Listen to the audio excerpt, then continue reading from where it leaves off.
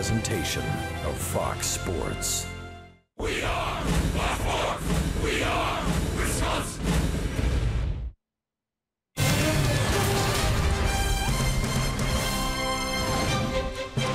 We welcome you from Cincinnati. Day baseball today and all across Major League Baseball. All 30 clubs commemorating Roberto Clemente Day to honor the great Roberto Clemente. Milwaukee Brewers, Cincinnati Reds, Game 3 of this 3-game series, and the Brewers find themselves in salvage mode right now, trying to win one here in Cincinnati.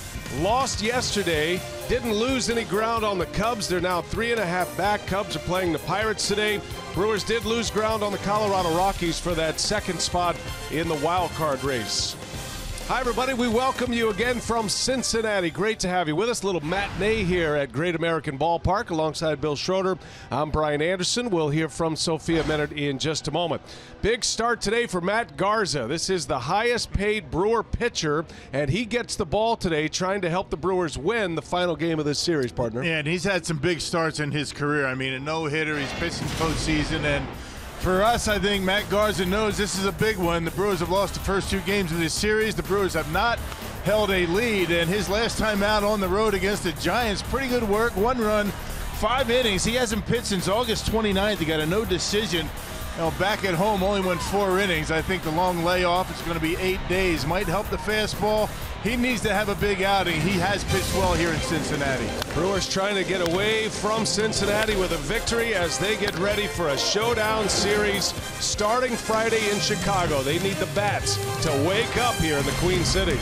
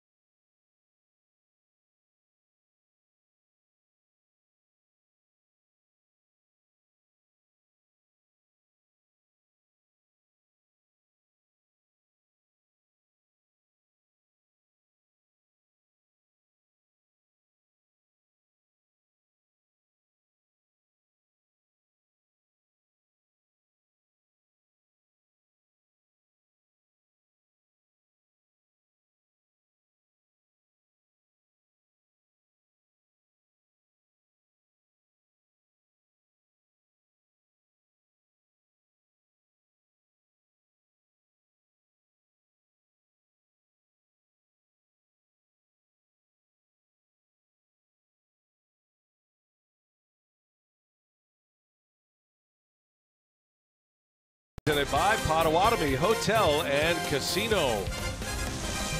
Last day at Great American Ballpark. It is a very comfortable afternoon here on a Wednesday, 67 degrees.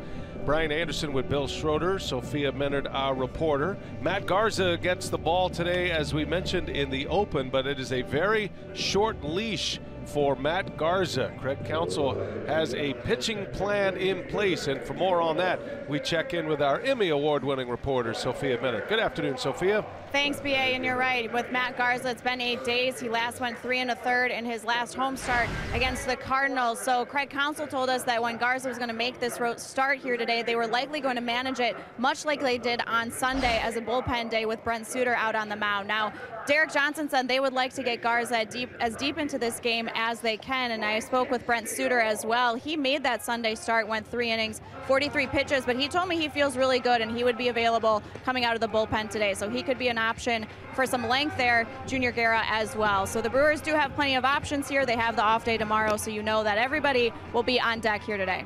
All right, Sophia, thank you. There's a good look at Derek Johnson. Big plan in place today. The Brewers know they need to put one in the win column before they head to Chicago after the game this afternoon. Let's get you the starting lineups as the Reds hit the field behind their right-hander Luis Castillo. The Potawatomi batting order for Craig Counsell has Hernan Perez leading off. Neil Walker will hit second, the switch hitter. Ryan Braun back in the 3-hole. Braun sitting on 299 career home runs. In the middle of the order, it's Travis Shaw, Domingo Santana, and Stephen Vogt. And the bottom 3, Keon Broxton in center field with Arcia at short. Matt Garza rounds out the starting 9. And a pitcher who is going along pretty well right now for the Reds, Luis Castillo, making his 15th start. Yeah, the earned run average very good at 332, but only a 2-7 record. He pitched well against Milwaukee back on June 28th at Miller Park. He got a no decision in a Reds 4-3 victory. Yeah, last time out, a no decision against the Pirates. Only went 4 innings, gave up 2 runs. Bullpen has let him down. That's why you see the 7 losses on his line, but a very low opponent batting average. He's a good one. Has a bright future with these Reds. First pitch of the ball game is outside, ball 1, and away we go on a Wednesday afternoon in Cincinnati. Gorgeous day for baseball. Brewers playing their final game here. Got a trip to Wrigley Field coming next. This 6-game, 7-day road trip. There will be a team off day tomorrow. And then the Brewers will return home next week for a quick 3-game series against the Pirates. Most of the games the rest of the way are inside the National League Central Division, minus the 3 games in Miami.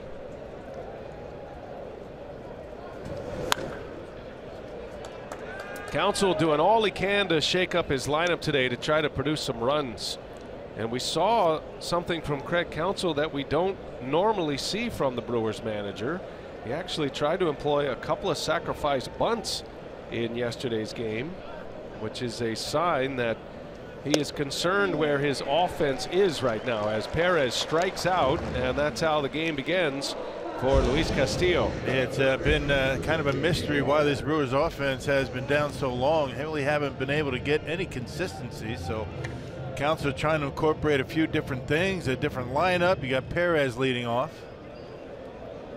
Who would have thought in the first half, the way the Brewers had been scoring runs, that the second half of the season it would be so difficult to put runs on the board. We see Neil Walker has 1 hit in the series. He's 1 for 7.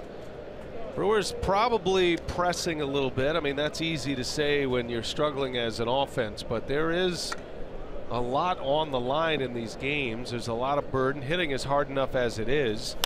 As Walker sends one deep to right, way back, and there she goes. Long home run for Neil Walker. And a good start for the Brewers here in the first as Walker goes deep. 1-0 Crew. Yeah, good start. That's the first lead the Brewers have been able to get in this series. They really haven't been able to put much together. And Neil Walker, a good start here today. First inning lead. It's been a while since the Brewers have been able to tally in the first inning. Look at that fastball right down the middle of the plate, 98 miles an hour. This kid's got a good arm. He's given up now 11 homers. And the Brewers take an early lead. Now Walker, who had a tough day yesterday at the plate, able to bounce back, deliver a home run in the first inning. Playing with a split lip. You see the bandage he has above the lip on the left side. He was in a collision at home plate in game 1 here and opened up a gash above that lip. Not ideal. A lot of swelling there. Brewers athletic training staff have done a good job to keep that area clean and the swelling down so he can play with no problems. Yeah, didn't even leave the game on Friday when it happened. That was an early in the first inning. He continues to play, and a big hit here to start this one. Ryan Braun steps in, sitting on 299 career home runs. He's a homer away from a significant milestone. Every home run Braun hits is a new franchise record after he passed Robin Yount last year. And Braun pulls that one foul. Brewers are currently tied for the National League lead in home runs. Looking for their 6th season of 200 or more homers in franchise history. The franchise record for homers in a year was the 2007 Brewers. Ryan Braun was part of that 07 team. That was his rookie year. There's a swing and a miss. Braun strikes out. And 2 gone in this first inning. Yeah, sweeping slider for Castillo. Let's check out the Menards defense for Cincinnati, one of the better defensive teams in all of baseball. They've committed only 66 errors this year. Duvall, Hamilton, Shebler, same 3 in the outfield, all 3 games of the series. The only real change, Peraza at second base. Scooter Gennett sits this one out. Gennett with a big 3-run home run in yesterday's ball game gets today off. Here's Travis Shaw now, and he swings at the first pitch. A line shot into center field, and it is over the head of Hamilton. Shaw to second base as Hamilton misplayed that one, and Shaw put so much behind it, it fooled him. Hit it right over his head. That'll be a double for Travis Shaw. Yeah, hit it right on the button. Had some backspin on it, kept rising as it got to center field, fooling Billy Hamilton, which is not easy to do. I mean, a lot of times he'll just outrun any mistakes he makes on jumps. He goes across and realized better go back, and that's going to be a 2-base hit, I would imagine, for Travis Shaw. Yep. So a home run and a double here in this first inning for the Brewers, and now Santana coming up.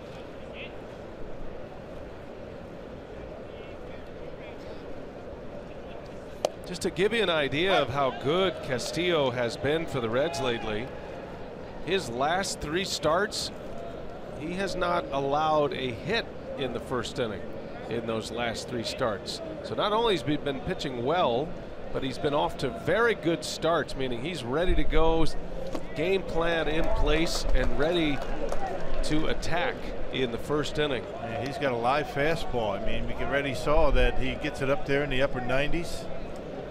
And last 4 starts hadn't got a lot of run support, including that last one against the Pirates. He's 0-2. Look at the earned run average, though, just over 2. Throwing the baseball well. No balls, 2 strikes on Santana. And that one is in there. A called strike 3. 3 punch outs for Castillo, but the Brewers do some damage. Neil Walker with a solo home run. Shaw had a double, but Walker puts the Brewers on the board.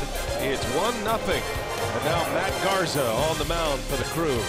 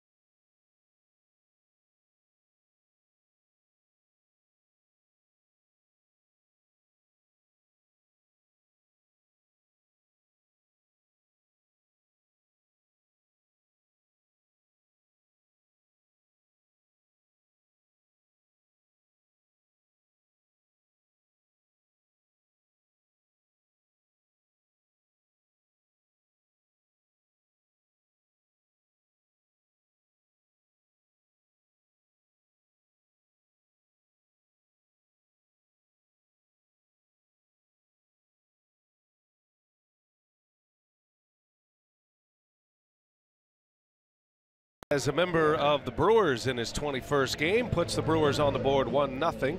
And now we go to the bottom of the first with the Reds coming up against Matt Garza. Brian Price and his Cincinnati Reds line up this way today. It's courtesy of Potawatomi. Hamilton, Cozart, Votto will lead things off. Then Duvall, Suarez, and Schebler. Peraza gets the call at second for Jeanette. Tucker Barnhart, the switch-hitting catcher. Then Castillo rounds it out. Only change in this lineup we've seen in the first 3 days is Peraza for Jeanette. So, Rock, that's the lineup that will face Matt Garza, who will toe the rubber, trying to keep his spot in the rotation. Yeah, hasn't pitched since August 29th against the Cardinals back at Miller Park. 3 1/3 innings, 6 runs, but only 3 of those runs were earned. Making career start number 17 against Cincinnati. Currently a 5-5 record against the Reds. Billy Hamilton shows bunt, takes a strike. This was the spot in the rotation for Craig Counsell and the Brewers that allows Jimmy Nelson to back up and then pitch in the Cubs series coming up. It's going to give Nelson 2 extra days rest. So they push Garza back as they brought Brandon Woodruff back into the rotation, started Brent Suter on Sunday against the Nationals. Garza ends up falling on this Wednesday spot, and now the Brewers will have Nelson, Anderson, and Davies, their best 3 pitchers, set to go against the Chicago Cubs over the weekend. Yeah, and this is a big start. We talked about it when we came on the air. Garza needs to come up big. He needs to keep the Reds off the board. This is a big baseball game for the Brewers. They need a win before they head into Chicago. 2 balls and a strike on Hamilton. Shows bunt again, bunts it foul, and it's 2-2. Got him on the hand, I think. Hamilton shaking off his left hand. He bunted at the baseball, hit him on the hand. I've seen a lot of hitters break digits this way. Yeah, you're right. Right off the thumb. Yeah. The tip of the thumb. See the reaction right away. Very, very uncomfortable. Stephen Vogt paying attention to all of this, by the way, the Brewer catcher. See how that influences his decision. And the 2-2 is a curveball for a ball. Might affect the way he swings the bat, but it's not going to slow him down at all, so no walks.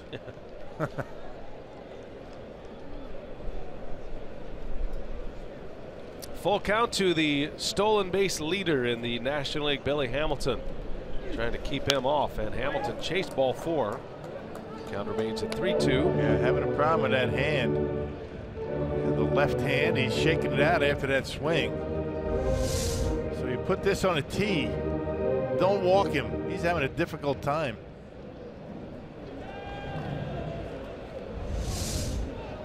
Another payoff pitch from Garza, and another fastball fouled away, and Hamilton having a hard time keeping the top hand on the bat.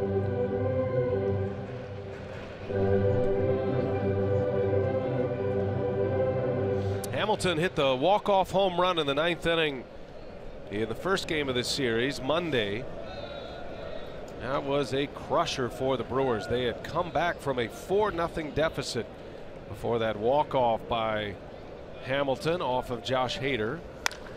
In the air to left field, a little lazy fly ball. Braun almost in his tracks is there to make the catch. And that's how the afternoon begins for Garza. Now let's check out the Menards Brewers defense. You got Keon Broxton out in center field, his first start in the series. Although he's played in each of the games, you had VR getting starts in center field. Shaw Arcia, Hernan Perez getting a start at second. Neil Walker again at first, and Stephen Vogt behind home plate. The Brewers trying to get as many left-handed bats as they can in that lineup.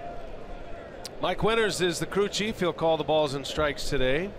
Marty Foster, Mike McClinsky, Chad Whitson are on the base paths. Mike Winters, a 27-year veteran as a major league umpire.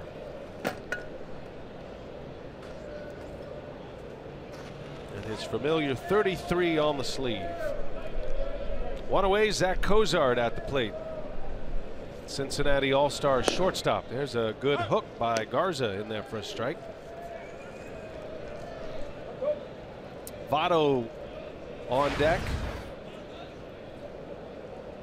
This is a very good offense, Cincinnati. They have not pitched well this year. That's why they are 19 games under 500 at 60 and 79, but they can hit with anybody. Man, 6th best offense in the National League as far as runs scored. Brewers are 10th. Brewers are up there pretty high up until the second half started. Cozart pulls one foul. 2-2 the count on Cozart. You know he's going to have big offensive numbers playing in this ballpark. I mean, these guys can hit for sure, but this ballpark helps them with the runs and the home runs, no doubt. Now they have 2 players over 30 homers, Votto and Duvall. Cincinnati as a team is 4th in the league in home runs. 193 home runs. No Jeanette in the lineup today. He hit his 24th home run last night. Reds have 5 players with 24 or more home runs this season. Suarez and Schebler are the other 2 to go along with Jeanette, and then the 2 30-plus homer players in Duvall and Votto. 2-2. Garza deals, and a ground ball foul. Cozart hanging tough. Yeah, Stephen Vogt is trying to get Garza comfortable with the curveball. That's such an important pitch for him. Something off the fastball and slider. Garza's velocity not what it used to be, but when he's had his good games, he's been effective coming inside with the fastball and then using that good curveball. First start for Garza since the 29th of August after being skipped to start. And Cozart hits it hard into right field, but Santana's right there, and he'll make the catch for out number 2. The ball won't be traveling as we would normally see in the middle of the summer. It's a much cooler day today than what you see here when it's all heated up in June, July, and August. 67 degrees as we hit the air, but there is a slight breeze blowing out. Not sure how that blows as it whips around the grandstand. It's not going to hurt the baseball in the air. It looked like Travis Shaw's ball, the line drive he hit, had a little extra carry to it. But that one Cozart just hit just kind of died in right field. Pitchers will take any break they can. 2 outs for Joey Votto. Huge numbers. He's on his way to another 100 RBI season. And 40 homers is not out of the question for Joey Votto. Numbers are comparable to his MVP season of 2010. He's played in every game the Reds had this year. 139 games for the Reds. This is game 140 for him. Actually, the Reds, this is game 140 for them as well. So he's a guy that's in that lineup every single day. Highest on base percentage in the National League coming into play today.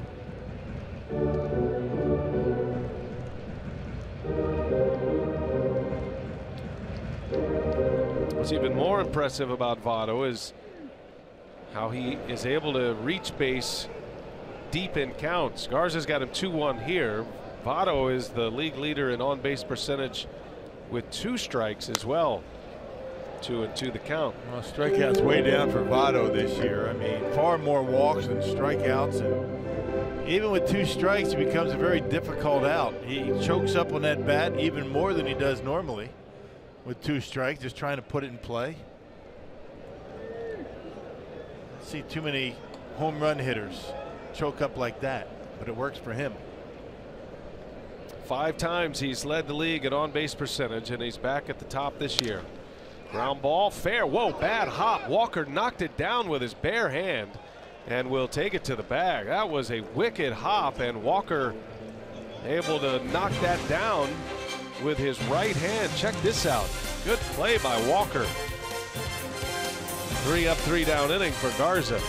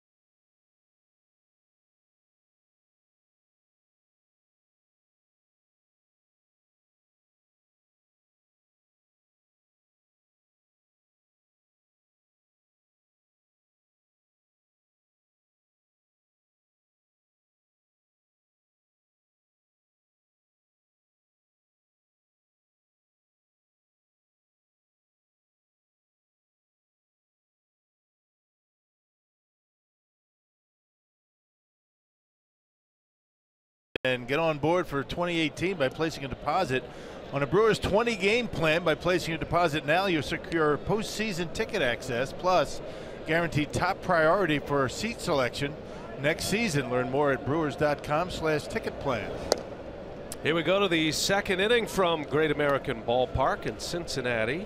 Brewers lead 1-0 on a Neil Walker home run. Stephen Vogt leads off for the Crew. He'll be followed by Broxton, then Arcia. Little tapper foul by Vogt. It's 1-1.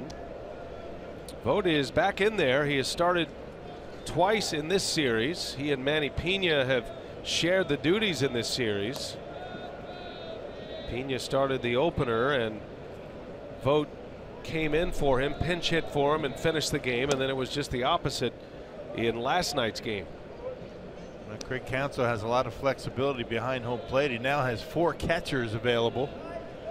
You can pinch hit for one and know you have that security in case somebody gets hurt. Vogt going along well right now. It hits that one high in the air to center field. Hamilton drifting back now at the track will make the catch for the out. And Vogt is retired. Stephen had an RBI double last night. One of the few bright spots offensively for the Brewers. He and Travis Shaw had run producing hits. Shaw hit a homer last night. Brewers are glad this is a day game, and you minimize the time to sit on last night's loss. That was not a very good ball game for the Brewers. They did not play well, poor defense, and the bullpen really struggled. It was actually a pitcher's duel going into the 6th inning, and the wheels kind of fell off for the Brewers, specifically Jacob Barnes, as the Reds put up a 5-run inning. Yeah, Barnes gave up 4 runs in 2/3 of an inning. There's a strike to Keon Broxton.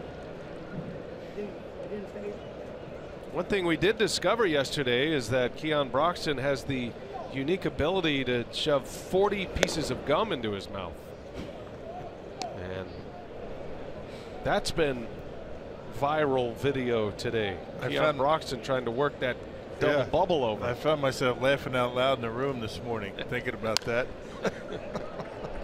People next to me probably thought I was crazy. There he was last night. I mean, he was it's just sometimes you got to push through. There's a competitive factor to this. I thought it might have been a superstitious situation, meaning, you know, every time he puts a piece of gum in his mouth, the Brewers have a better chance to get a hit, but apparently it was simply a juvenile wager. Yeah, well, is all it was. He was challenged. He said, "I dare you." You know, double dare you, double dog dare you, and he did it. I wonder if he went to the triple dog dare. Sophia, what'd you find out? You've done a lot of great reporting this series, but this might be at the top of the list. Yeah, I've now become like a gum expert, but you're right. It did start out as a friendly wager in the first inning. Hernan Perez challenged him $20 for 20 pieces of gum. So Keon countered and said, how about double or nothing? So that's how we ended up at 40. And Keon said, you know, surprisingly, I feel pretty good this morning. That is surprising as he strikes out for the second out of the inning. No, honestly, it's not like 20 cheesesteaks. That's a good point, Rock. Thank you for the context. Yeah, I mean, you know, looks like a cow's tongue. It's got Clint Hurdle jaw going. That's a lot of gum. Well, just so you know, Broxton was not in the lineup yesterday. Right. So it was early in the game, and he was trying to pass the time, he and Perez. And that's the thing about this team. I mean, you know, win, lose, or draw, these guys are going to have fun. But when it becomes, you know, that time in the ball game for these guys to focus, I mean, guys that aren't playing are going to relax a little bit early in the game. Nothing wrong with it. No, not at all. You want them to stay loose. You got to play this game loose. It's not like football or even basketball. You can't be tight. You can't power your way through the game of baseball. You got to be oily. Plus, in those other sports, you can't hide in the dugout and do stuff like that. That's true. Little half swing. That is a strikeout for Castillo. And Castillo has 5 punch outs already, 3 up and 3 down.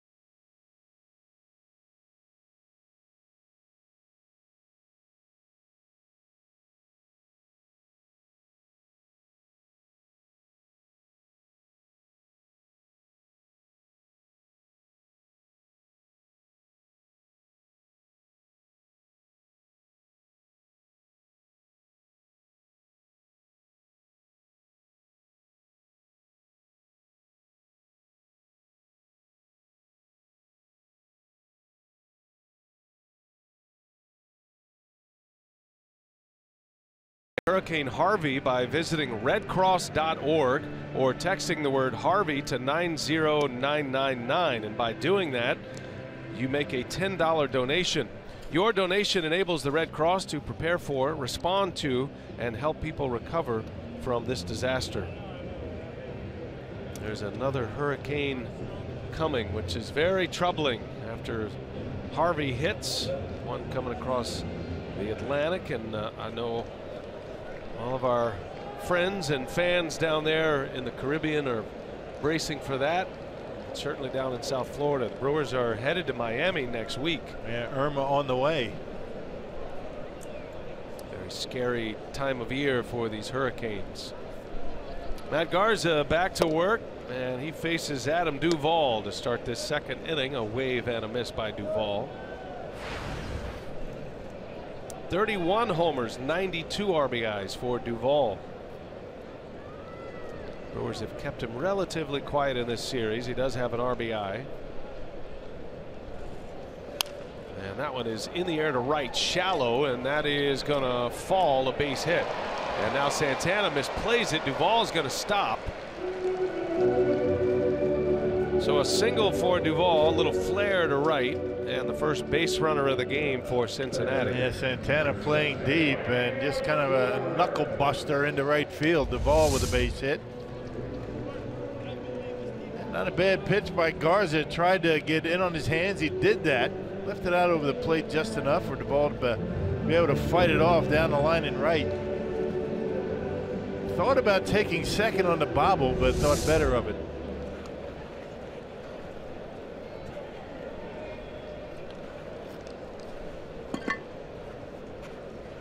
Eugenio Suarez for the Reds now.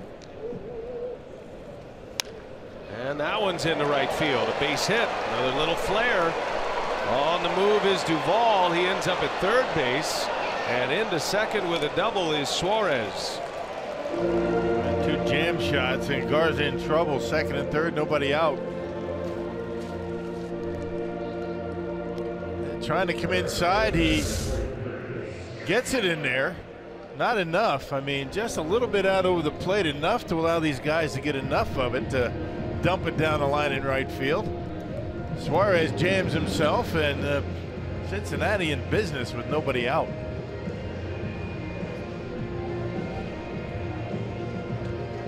Duvall to third, Suarez with the double. Second and third, nobody out for Scott Schebler. Brewers scored in the first on a Neil Walker home run, and now the Reds threatening. Schebler, a wave and a miss. Brewers have given Schebler a steady diet of slow stuff, whether it be changeups or slow curveballs. An effective pitch. You don't want to challenge him with a fastball. He's proven that he can hit that. He's got the 26 homers. Any pitch you have in the 70s has been effective on Schebler. Davies throwing the changeup and the curveball yesterday. Garza started him with a 74-mile-an-hour curve. And a fastball rides high. No balls, 2 strikes to count on Schebler. Yeah, Chase Anderson effective against him as well with that curveball changeup combination. Much better on the road this year. Yeah, it's kind of surprising, a home run hitter. 6 more home runs on the road than he has here at Great American Ballpark. Those are not splits you see very often with Reds hitters. 0-2 the count. Garza could use a strikeout here. Got runners at second and third. And Schebler on the ground. Walker looks the runner back and will go to the bag. So the Brewers get an out. And the runners have to stay put. Yeah, break right there. I mean, Garza hung that curveball, but Schebler hit it right at Walker. Yeah, good hands on the backhand to keep Duvall at third base. That's a mistake right there. Curveball down the middle, up in the zone, and Schebler, fortunately for the Brewers, hits it right at Walker. So the first out. Walker's been busy over there at first base. 2 on, 1 away for Jose Peraza. First start of this series for the Red second baseman. And Garza starts him with a strike. No Jeanette in the lineup today, gets the day off. Peraza's in there. We saw Peraza as a defensive replacement once the Reds took the lead yesterday, or extended their lead yesterday.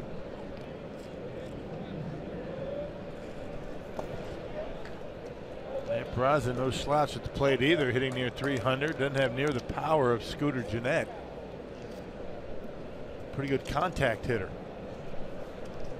It's a good lesson in you never know how things go. Peraza was a pretty sure bet to get a lot of playing time this year, either as the starting second baseman or the starting shortstop. If the Reds traded Zach Cozart, Cozart's name was out there often as a potential trade piece. There's even word that Cozart was or cleared waivers and was available to be traded, but the Reds decided not to do that. Of course, Cozart went on and has had a terrific season. He's an all-star this year, was the all-star starter at shortstop. And with the emergence of Jeanette, it's pushed Peraza out of that starting role or that opportunity he was hoping to get this season. You never know in this game, and the way it looks in spring training, it might not look anything like that as the season begins, and certainly by the end of the year. Pretty good 2-1 pitch by Garza to get even in the count. See what he does. 2-2. And a swing and a miss. Garza with a good breaking ball strikes out Jose Peraza. And back-to-back curveballs. It fell behind 2-1. Back-to-back curveballs to get his man. And that allows the Brewers to walk Barnhart and go after the pitcher with 2 outs. Garza with a pretty good shot at getting out of this mess. Second and third, nobody out. It's a ground out and a strikeout. They will walk Barnhart intentionally. And now the pitcher Castillo at the plate with the bases loaded.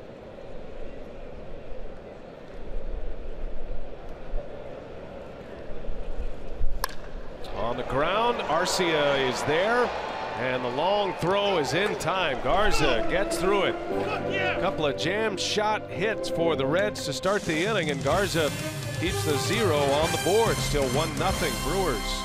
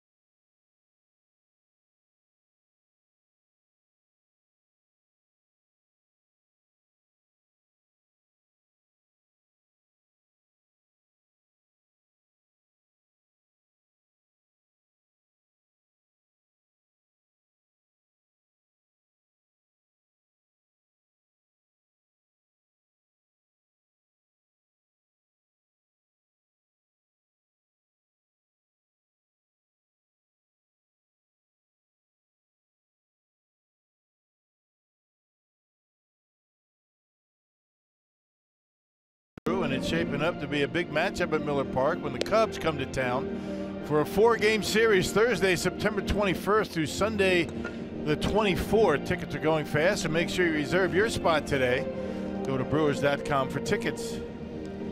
That'll be the last series against the Cubs. The next series against the Cubs is coming up this weekend. 7 games remaining against the team you are chasing in the National League Central, the Chicago Cubs. Brewers are 4 back in the loss column, 3.5 overall.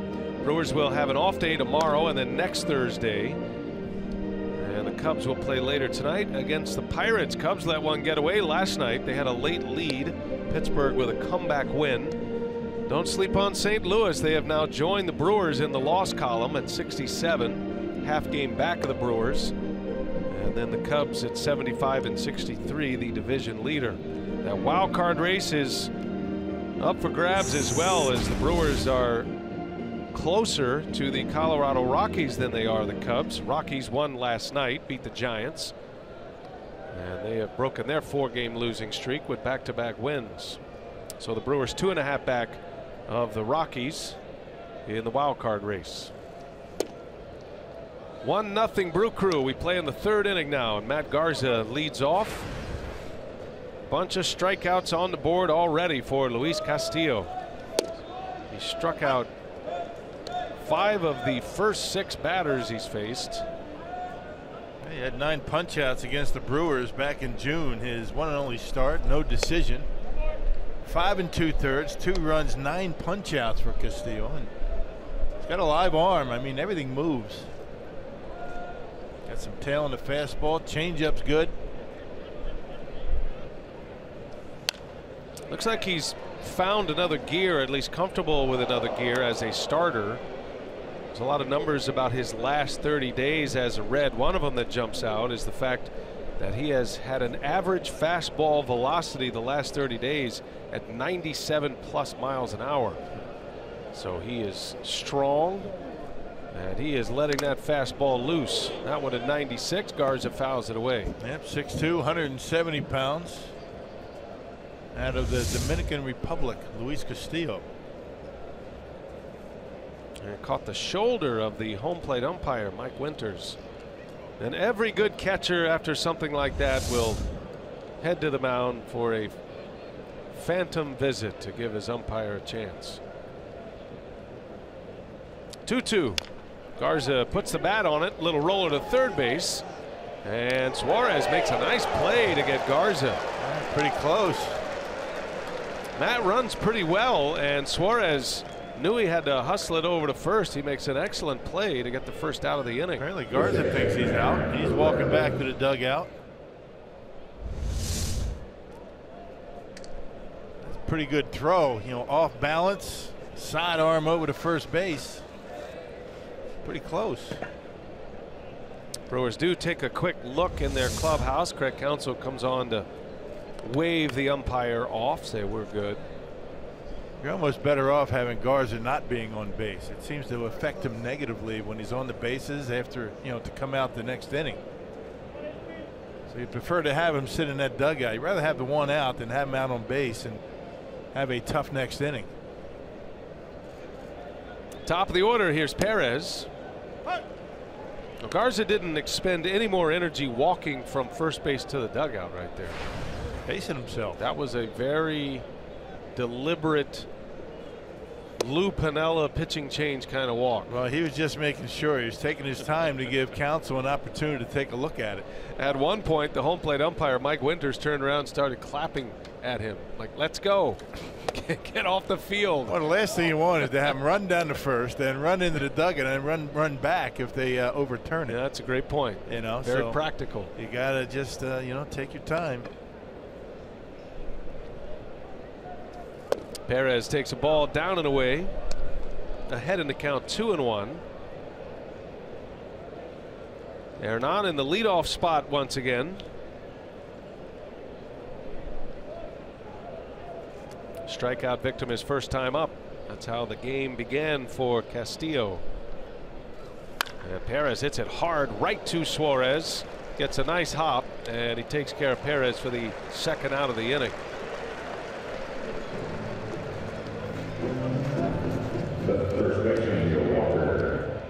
Two gone. Here comes Neil Walker. Solo home run in the first, his third homer as a Brewer.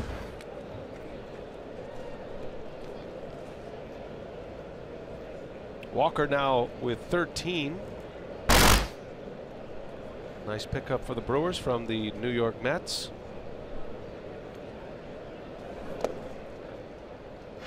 Take it back to the first. Got one he can handle, and he launches it out of here. Turn that fastball around deep into the bleachers in right field. And 98 right down the middle. And a strike to Walker. One ball, one strike. Kind of get used to these days seeing 97, 98 miles an hour, don't you? I mean, you never used to see that kind of velocity. Well, part of that is because the way they measured velocity. That's one of the reasons why you'd never see it. I mean, when radar guns finally came onto the scene, there were actually two guns. There was the old ray gun and then the jugs gun, and they picked up the speed at different locations. There's a swing and a miss, and Walker strikes out, secured at first by Barnhart. 3 up, 3 down with punch out number 6 for Castillo. To the bottom of the third we go. Brewers up 1-0.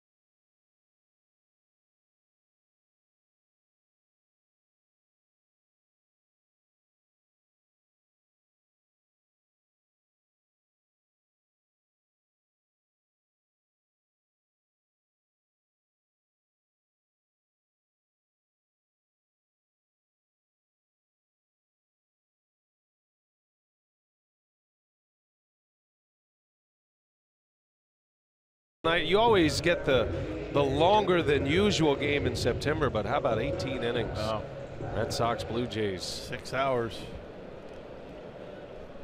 Matt Garza back to work. We go to the bottom of the third. And Billy Hamilton has been removed from the game. Remember, he was trying to bunt his way on in the first inning, took a foul ball off the thumb. So Phillip Ervin is now in the game in center field and in the leadoff position, his first at bat. He's had a pretty good start in minimal play in the big leagues this year. Has Ervin, a couple of home runs.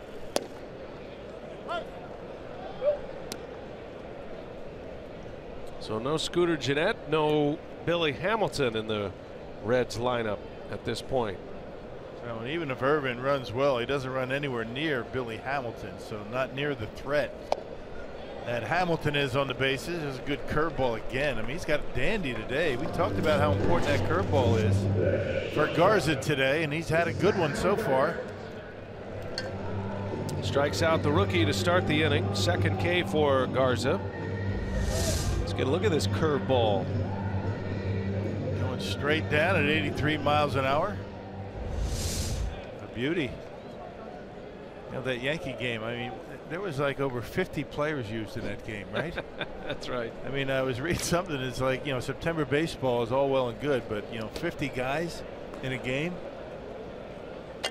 I stand with those who say you can allow up to 40 on a September roster, no problem, but you should be able to have to declare a specific number. I think 25 is the number you should declare, because then the game is played the way it's been played all year leading up to the final month. Yeah, but it is a completely different game in September. It shouldn't be. Managed differently, played differently. Hey, we'll see. I mean, that's something that Doug Melvin's been talking about a long time.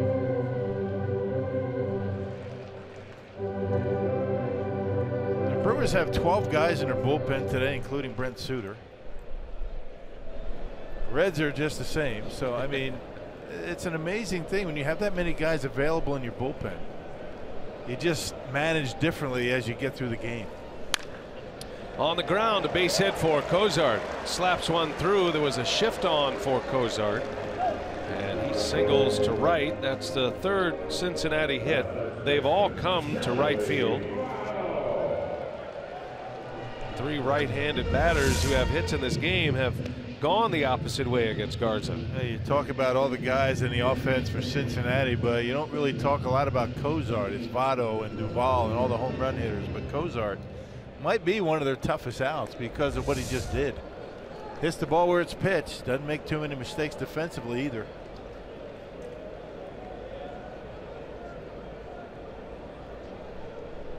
So a man on for Votto.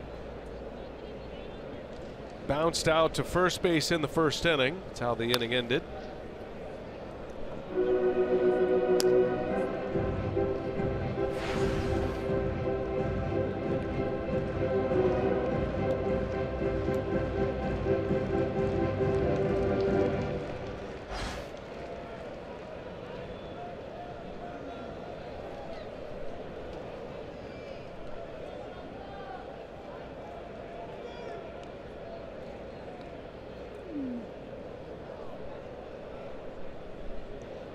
No balls and a strike. Votto hits one sharply through the shift. And a base hit, 2 on with 1 away. Back-to-back singles by Cozart and Votto. And again, the Reds threatening in this third inning. At 2 on with nobody out last inning. Seems like all the hits that the Reds have been able to get have come on the fastball. First pitch changeup to Votto. Got ahead of him, came back with a fastball, and he hit it hard. So 4 hits for Cincinnati, all coming on the fastball.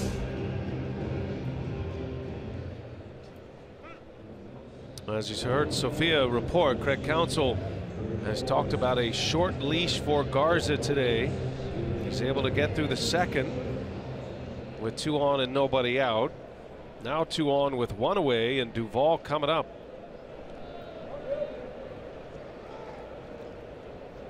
Duvall singled to right his last time up. Hit a little flare that fell. That's a little flare that's going to fall down the left field line. Cozart will score. This game is all tied up. Duvall up there swinging early. He's got 2 jam shot hits today. This one produces a run.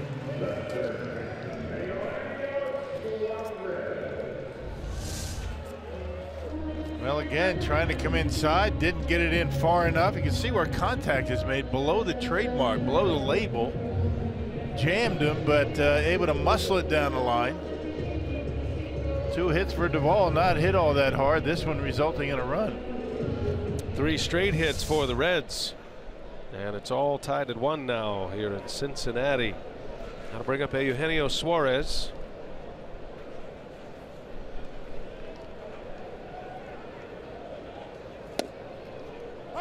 A slider from Garza in there for a strike. Garza's fastball in the low 90s. That slider's in the low to mid 80s, and his curveball today is in the low to mid 70s. He's had a pretty good curveball going. Tries a fastball this time. One of his better fastballs of the day. 93 up in the zone, and always so important for Garza to have good command of that off-speed stuff. That's important for everybody, but even more for him now that he's not throwing in those mid-90 range with the fastball. Needs a ground ball here. Suarez takes a ball. 2-1 the count to the Reds' third baseman. He had a little handle hit for a double his last time up. Dumped one over the head of Walker into shallow right.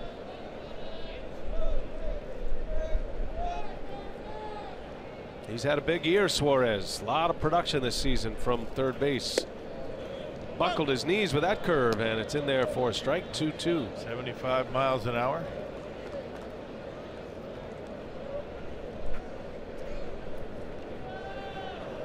Working below hitter speed. These off-speed pitches. Well, you like the philosophy that Garza is incorporating here today, trying to bust hitters in with the fastball and not leaving it out over the plate, but not getting it in there far enough, and they've been able to muscle a few base hits off the handle.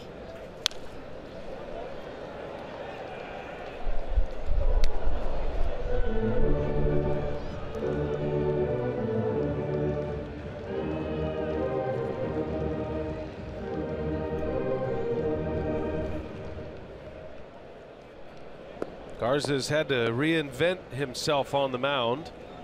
Now in his final year of a contract with the Brewers, his age 33 season.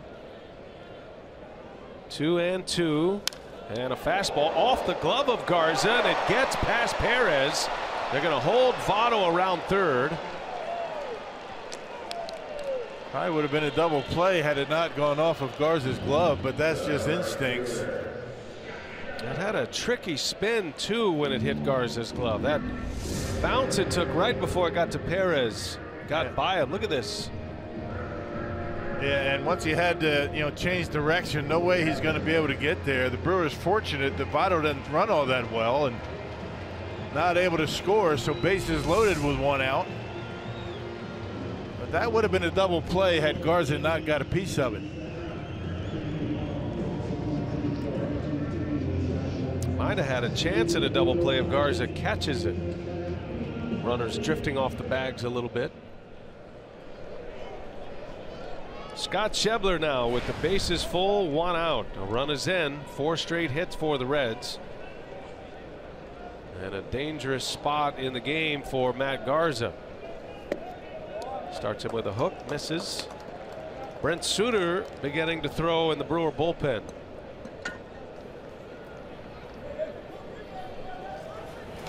Warming up quickly. He made a start on Sunday.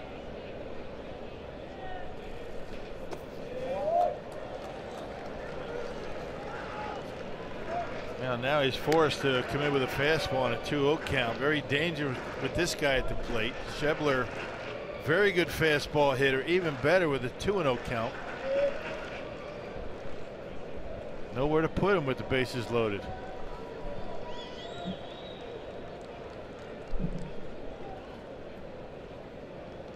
Two balls, no strikes on Schebler.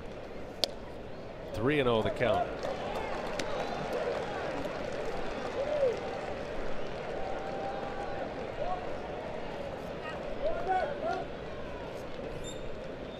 Reds have tied it up. Adam Duvall with a base hit to left, scoring Cozart.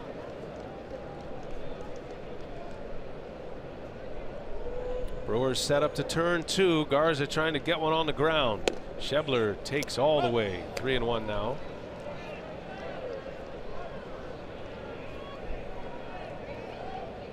Five hits in these hitter counts of 3-1, including a home run. Got to make a pitch here. 2-seamer. 3 balls, 1 strike. Schebler fouls it away. He's a tick late. Garza's fastball's got a little extra kick to it today.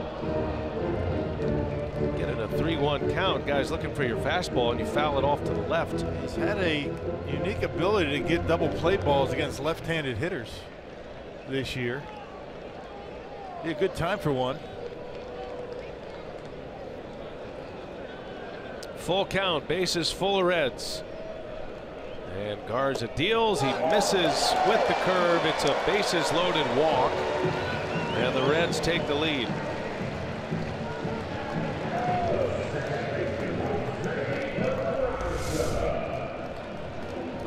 All you have to do is throw that for a strike and misses down in the zone.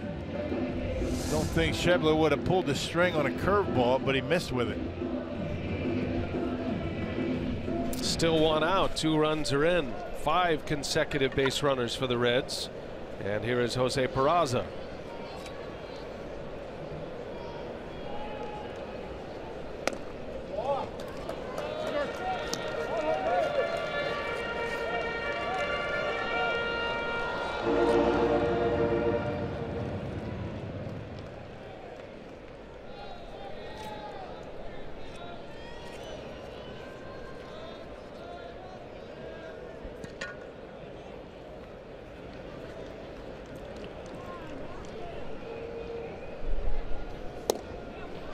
Two 2-0 the count. Now Vogt on his way out. Got to figure this is going to be Garza's last hitter if he doesn't retire Peraza. And Derek Johnson's on his way now. Yeah, you got the switch hitter Barnhart on deck, and you'd rather have him turn around and bat right-handed. That's perhaps why you would bring Suter in the game. And you just simply can't fall behind by any more. Not the way the Brewers' offense has been.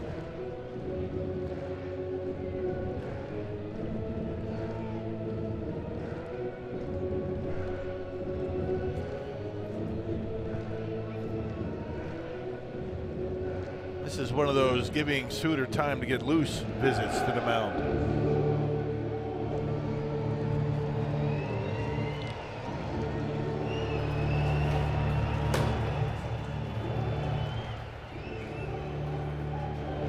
Well, Garza was able to pitch out of a jam in the second. That has not been the case here in the third. 2 runs are in. RBI single by Duvall. A bases loaded walk to Schebler. And Peraza takes a strike, a fastball. 2-1 now on the Cincinnati second baseman. Brewers will try to turn 2 on a ground ball up the middle.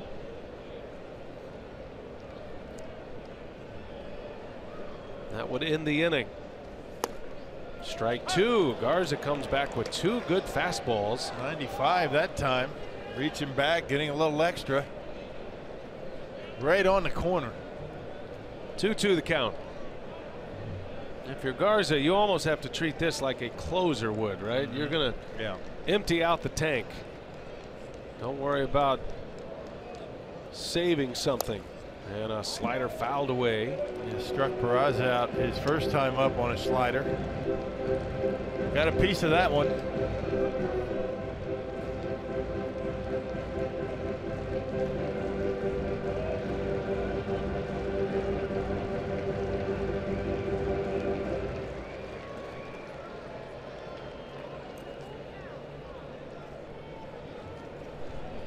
Everything down and away thus far.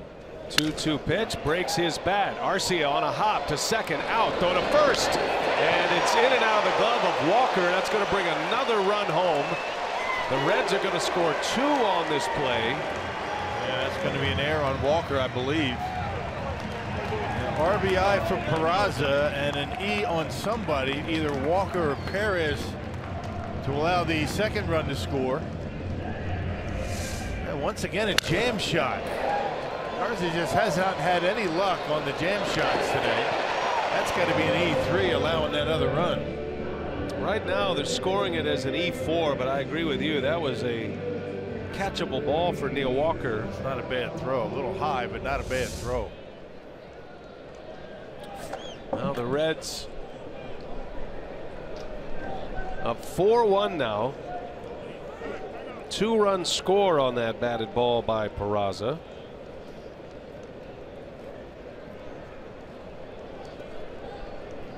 Yeah, Perez tried to put a little extra on that throw, knowing Peraza runs well, trying to turn the double play. A little bit high, but there's no way that's an error on the second baseman. This official score here in Cincinnati has made some very interesting calls in this series. Craig Counsell now on his way out, so he's going to make a pitching change right here. And Garza's day is done.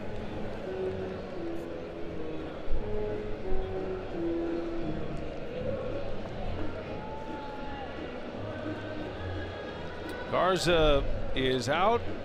Brent Suter is coming in. The Brewers are down 4-1 here in the third inning.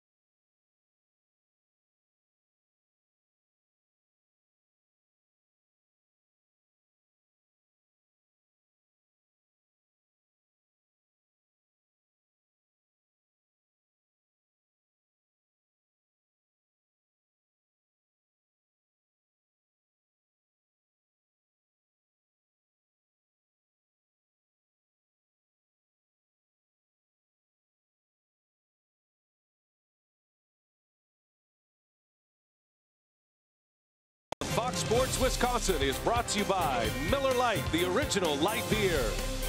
By Hupy and Abraham, voted best, rated best. Hupy and Abraham, tell them you mean business. And by Menards, save big money at Menards on all your home improvement needs. One of baseball's greatest players and greatest humanitarians, Roberto Clemente. And it is Roberto Clemente Day all across Major League Baseball. Brewers have a new pitcher in the game, Brent Suter. 4 runs are in. It's another big inning giving up by Brewer pitching in this series. And now Milwaukee in a 4-1 hole. There are 2 outs in the inning as Suter faces Barnhart. Got a runner at first. Well, you turn Barnhart around to bat right-handed, a much better left-handed hitter. Probably that was a lot of what went into the pitching decision. Suter last pitched on the 3rd against the Nationals. Start of that game went 3 innings, did not allow a run. That was the bullpen by committee day for Milwaukee. Suter had been on the disabled list. He made a minor league rehab start down in Appleton prior to that start on Sunday. Knowing it was going to be a short start, and this one will be a short outing as well, but he's going to try to give Craig Counsell and the Brewers as much as he can. If he could give him 3, that would be a bonus. He works fast, he throws strikes. Brent Suter.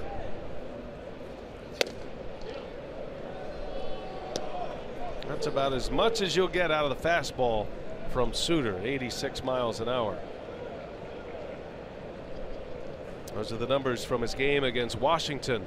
One of the best offenses in the league. Runner goes, Vogt's throw to second, and not in time.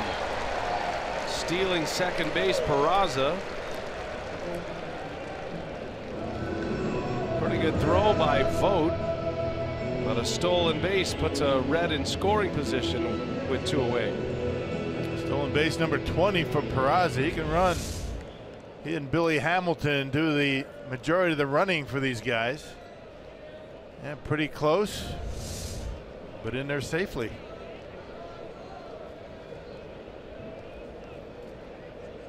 Two the count on Barnhart. And a base hit to left. Braun's up with it. Peraza's coming home. The throw all the way in, cut off.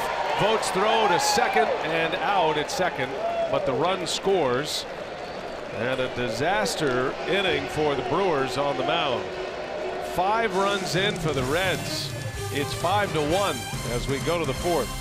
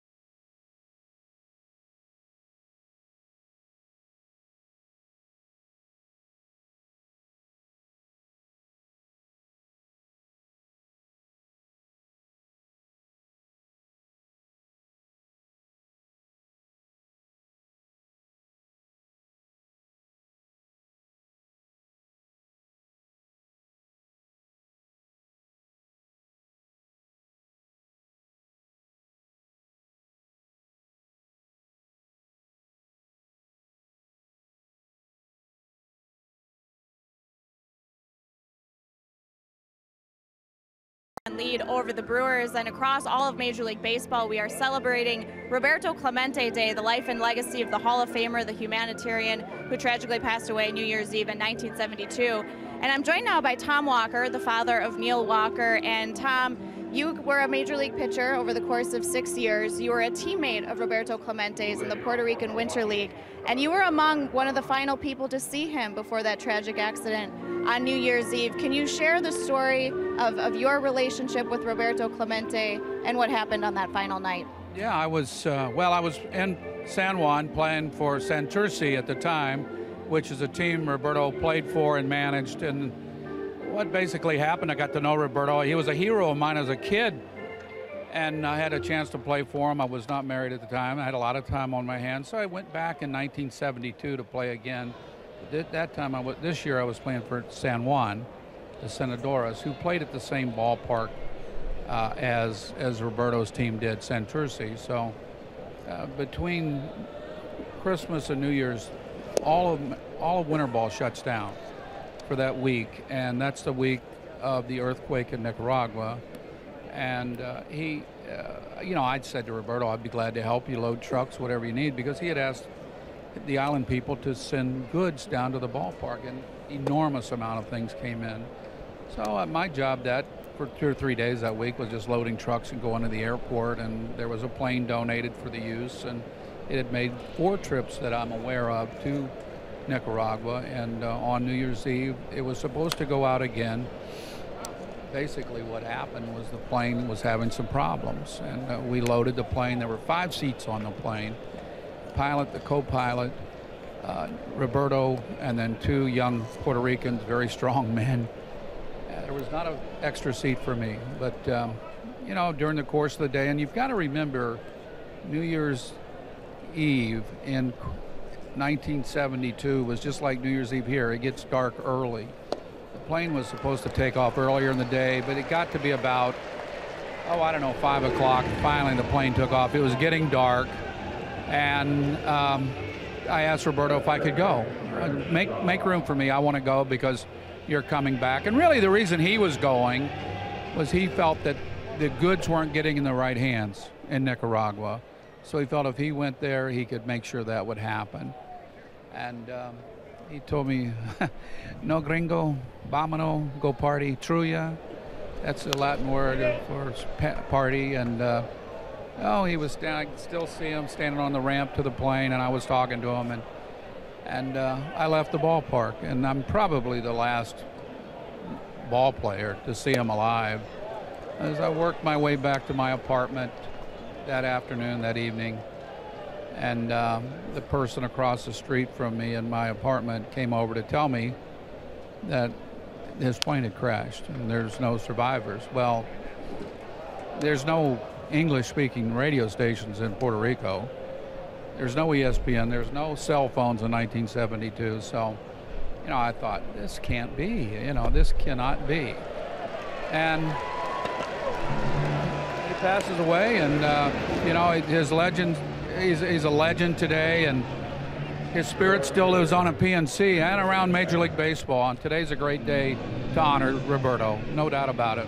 Well, it's hard not to get chills, honestly, just listening to you share that story and just how your life from there went full circle. You had your family in Pittsburgh to see Neil come up in the Pirates organization, the success he had there, and he shared just his memories of having that Roberto Clemente wall behind him at second base. What did that mean to you, to see the impact of his decision?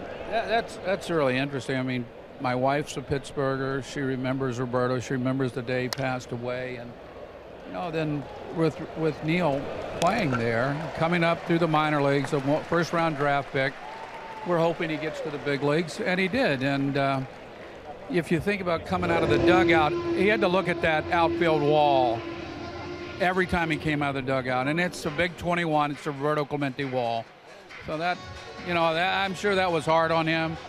We don't talk about it a whole lot, but we respect Roberto and his family, and Carolyn and I were just down in San Juan for a resurgency of baseball in Puerto Rico, and got to see his family and 2 of his children and a lot of players there. So that was fun to go back. And you know, if you think about it, most of the players I was talking to weren't even born when Roberto passed away.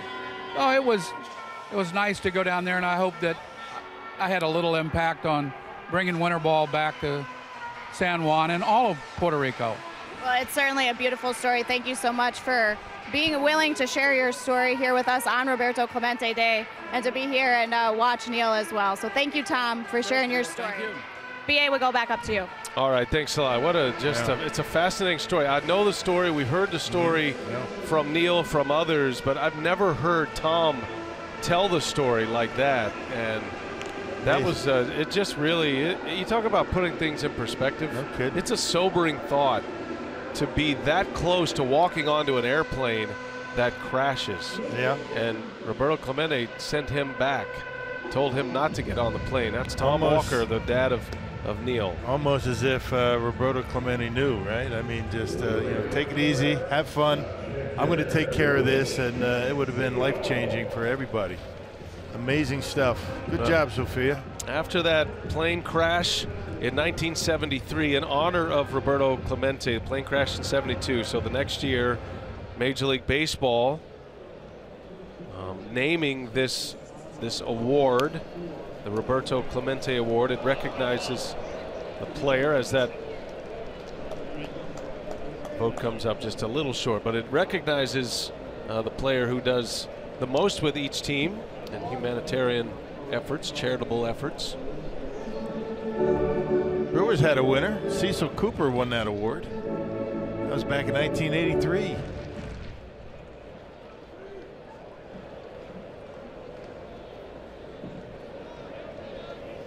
Now these players take it very seriously, this Roberto Clemente nomination. Swinging a foul out of play. Castillo, the Reds pitcher, who's rolling along here with 8 punch-outs. These are the last 5 award winners. That'll be announced at the World Series. As Castillo lines one to third, and Shaw makes the play for the first out.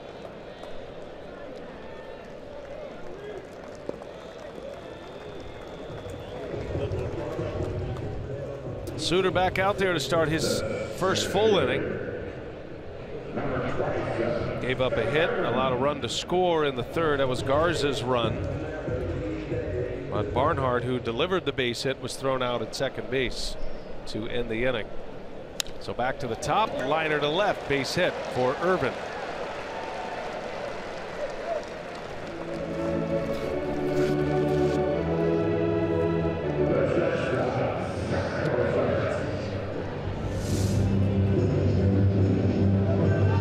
Breaking ball down and away, but you know, Irvin able to stay back, hook it into left field. 73 miles an hour on the curveball.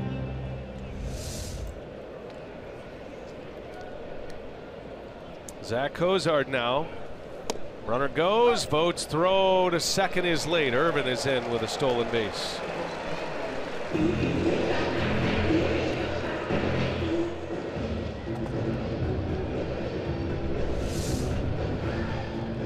Pretty good lead and had a really good jump, and not much of a throw from Vogt. Would have mattered anyway.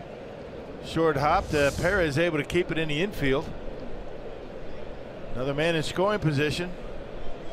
Dangerous part of the order too. Cozart, then Votto. There's a strike from Suter.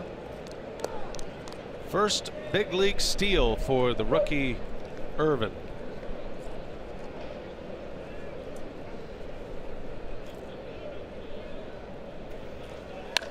Cozart in the right. Santana closes. He's got it for the out. And Irvin will hold his ground as the throw comes all the way in from Santana. Second out of the inning. 2 gone, runner at second for Joey Votto.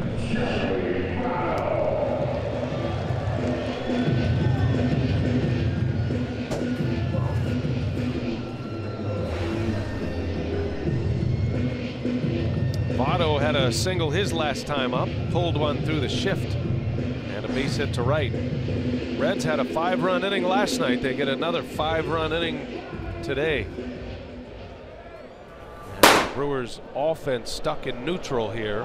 Yeah, walk him here. Why not? Votto will make the intentional pass. Set up the double play. Got to get the baseball down. Here comes Craig Counsell. Counsell is going to his bullpen early again. Gonna bring on Jared Hughes. With Duvall coming up. Gonna see a lot of relievers in this one today. Suter is out. The third pitcher for the Brewers coming in. We'll set him up after this.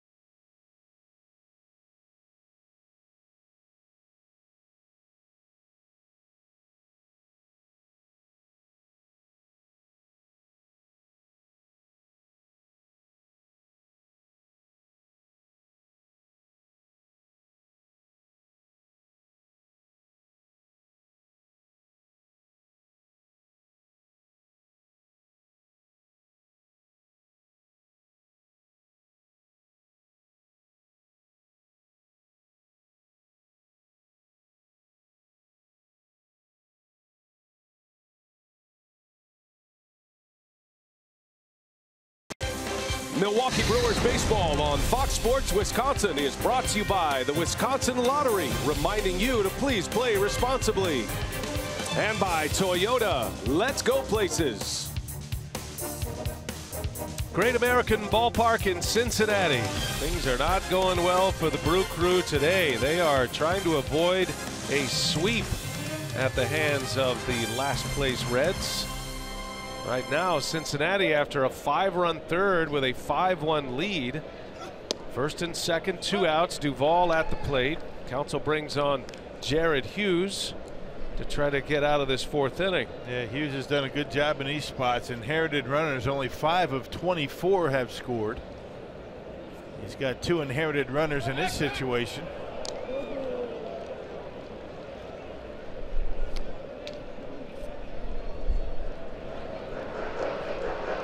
Irvin, the runner at second.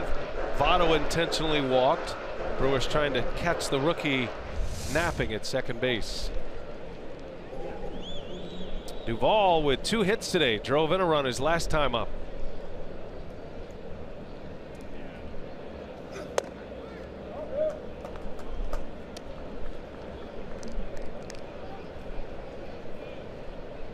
Now with a loaded bullpen, Craig Counsell said this was going to be a quick hook kind of day with Garza on the mound to start it. Garza could not get through the 3rd inning, went 2 2/3. And Suter out with 2 outs in the 4th. And Craig Counsell hoping that this is going to be 1 out and done for Hughes. He's due up 4th in the next inning. He certainly hoped the pitcher spot comes up next inning. 1 ball, 1 strike. 2-1 now on Duvall. Reds already have 5 runs on 8 hits. And Duvall with 2 of those hits.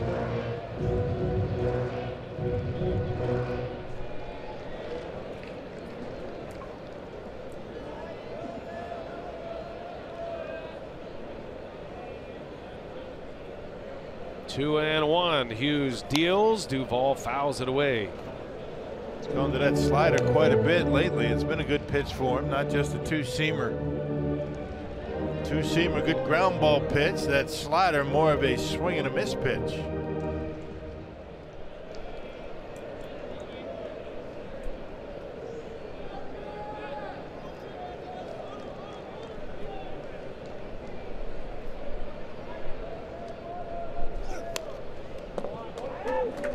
Count stays at 2-2.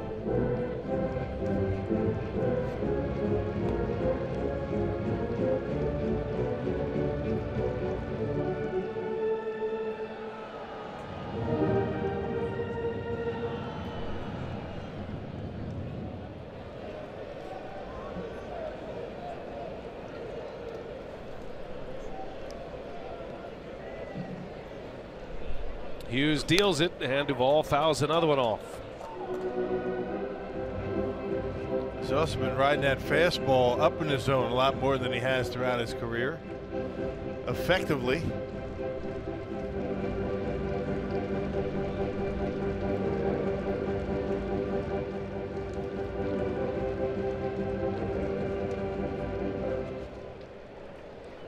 This is going to be a grinder of a day for Craig Counsell and the Brewers, trying to get through this one.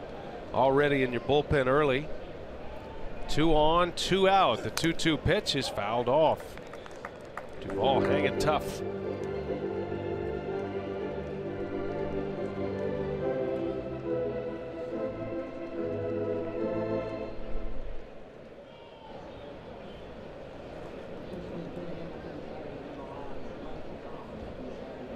They're just reporting here that Billy Hamilton is going to have an MRI on his left thumb. He was trying to bunt his way on in the first inning and took a foul ball off that thumb. There's a swing and a miss. Hughes strikes out Duvall to end the inning. And the Brewers able to put up a 0 in the 4th. 5-1 Cincinnati. We go to the 5th inning.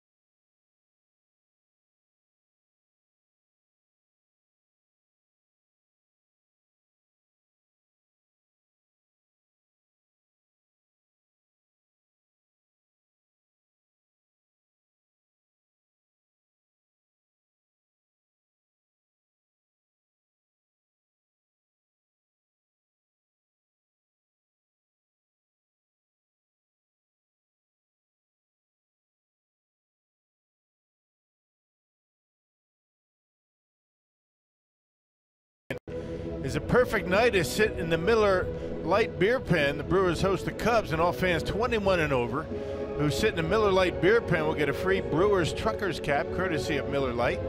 For tickets and details, visit brewers.com/beerpen. Stephen Vogt will lead off for the Brewers as we play in the 5th inning.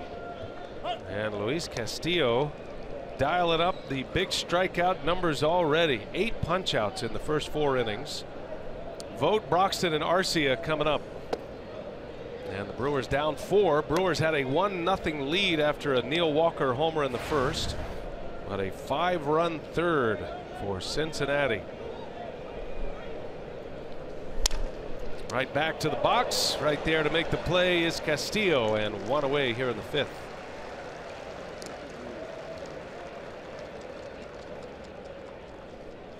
Castillo has retired 11 in a row now since Travis Shaw's double in the first. Brewers got 2 hits in the first inning and nothing since that time.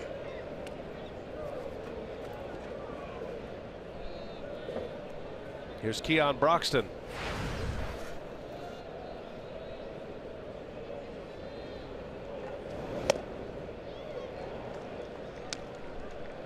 Next up for the Brewers in the pen will be Jeremy Jeffress. Jared Hughes' spot in the batting order is due a fourth in this inning as Broxton rolls one to short and he beats it out. Infield hit for Keon Broxton. Cozart did all he could, but a slow roller, and Broxton is on with his first hit of the day. Yeah, good hustle down the line. And once that ball got by Suarez, you knew it was going to be a tough play for Cozart, even with his good throwing arm. Broxton barely able to beat it, so there's a base runner from Milwaukee. Brewers need to take advantage of every scoring chance they have. Playing the fifth, down 4, trying to salvage the final game of this series. Here's Arcia now.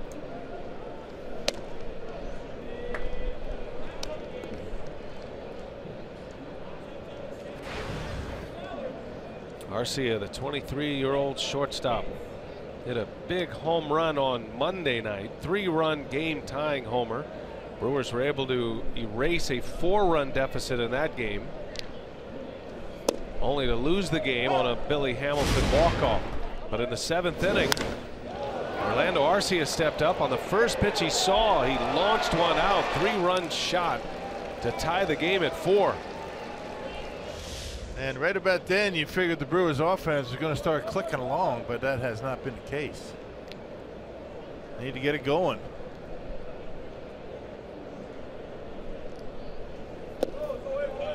It's been a much different story since the calendar turned to June for the Brewers offensively. They got off to such a great start in the first couple of months of the season, scoring over 5 runs a game.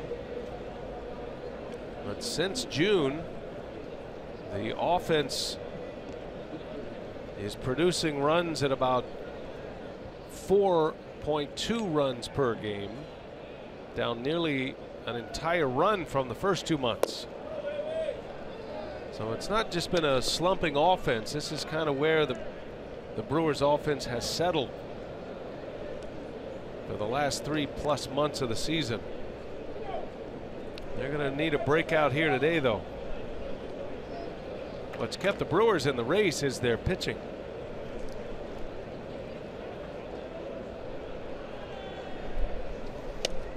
Wave and a miss. Arcia trying to chase ball 4. Yeah, starters and relievers have been very good. Kind of a little hiccup here at Cincinnati yesterday and today. Brewers offense since the beginning of June has kind of sputtered a bit.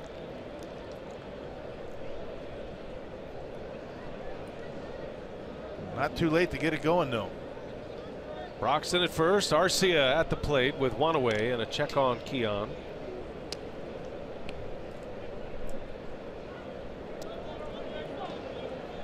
Luis Castillo, one of the 4 rookies in the starting rotation for the Reds right now, and they've been pitching well here lately. Castillo last time out against Pittsburgh, 4 innings, 2 runs. Arcia in the air, right field. Irvin is over with room, and he's got it for the 2nd out. Barreled it up, just got under it a bit.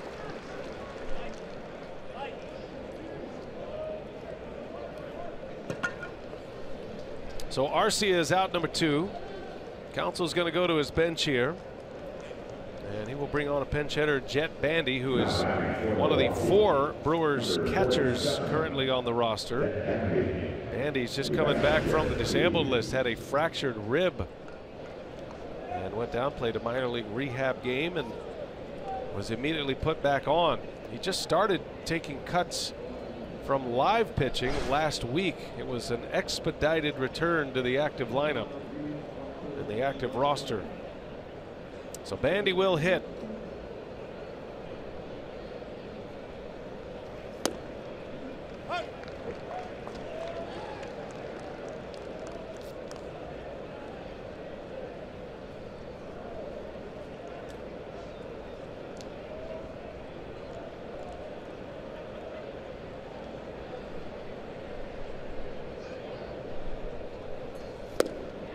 Wave and a miss. 97-mile-an-hour fastball. Yeah, still throwing hard, 5th inning. 97, 98 miles an hour.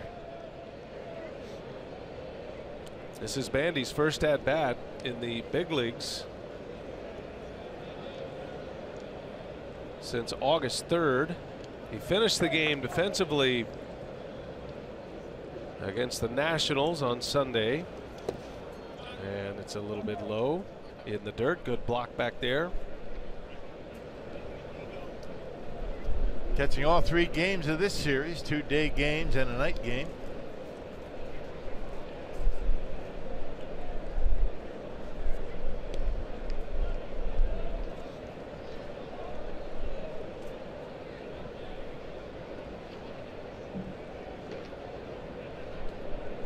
One and two the count on Bandy.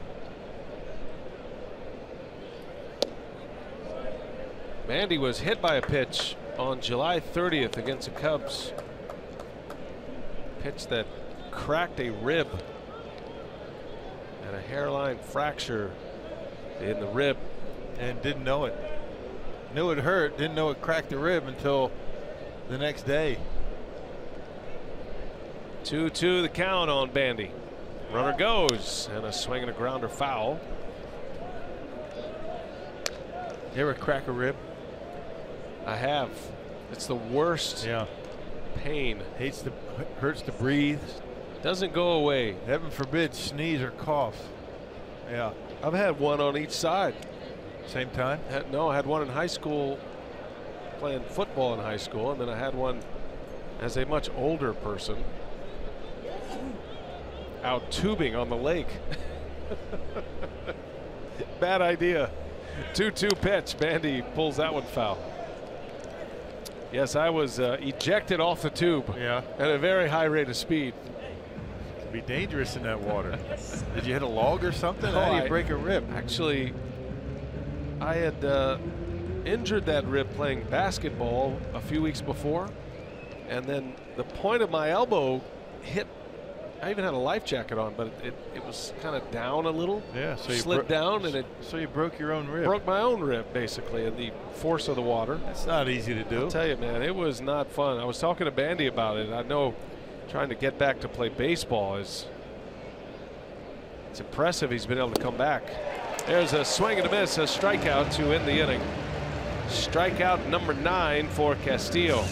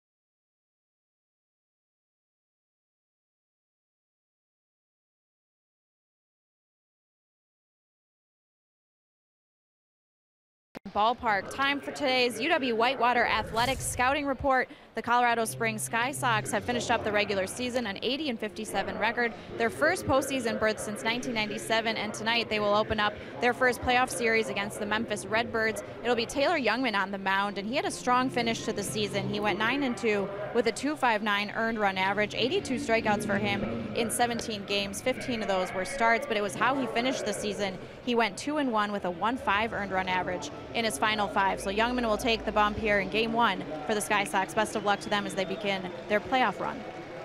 Yes, indeed. Former first-round draft pick by the Brewers, Taylor Youngman. And let's hope Colorado Springs has a great postseason run in AAA and the PCL.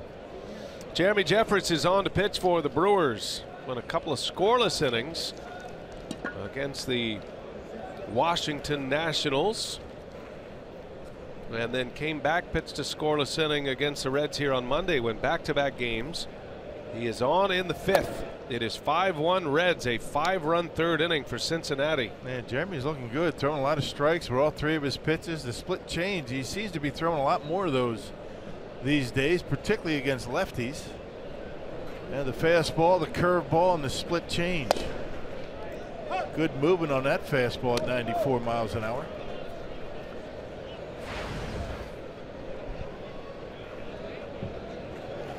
Eugenio Suarez leads away for the Reds. He's been on twice, 2 hits today for Suarez. Scored a run in that 5-run third. He had the 4th of the 4 consecutive hits in the 3rd inning. And there were 6 straight base runners against Matt Garza. Garza went 2 2/3 today. Garza to Suter. Suter pitched a complete inning, got the final out of the 3rd, and then the first 2 outs of the 4th. Jarrett Hughes, a 1/3 of an inning to get out of the 4th. On the ground to short, Arcia with a long throw. No problem. Suarez is retired. And 1 away. Jeremy Jeffress on the mound once again. Has found a home in a place he calls home in Milwaukee. Let's check in with more on Jeffress from Sophia.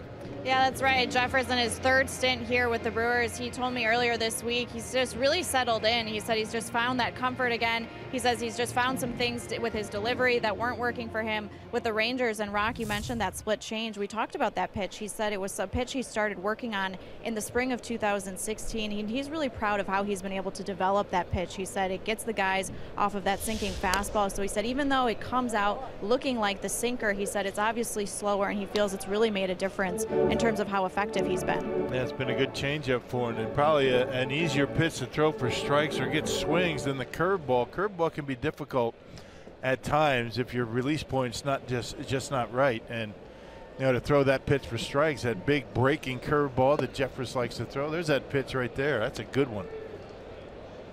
Not quite the splitter. Dives a little bit more than a straight changeup.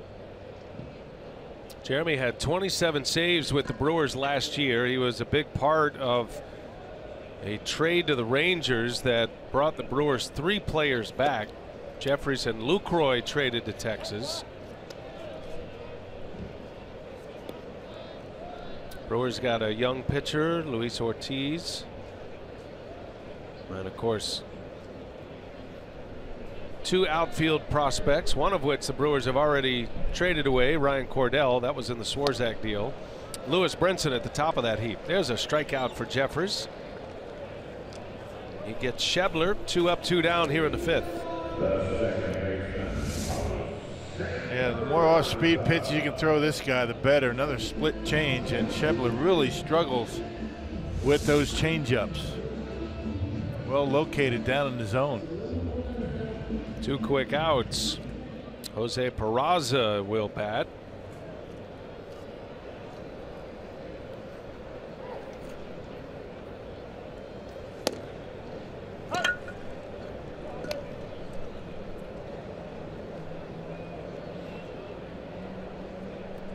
Peraza was a part of a key moment in this game.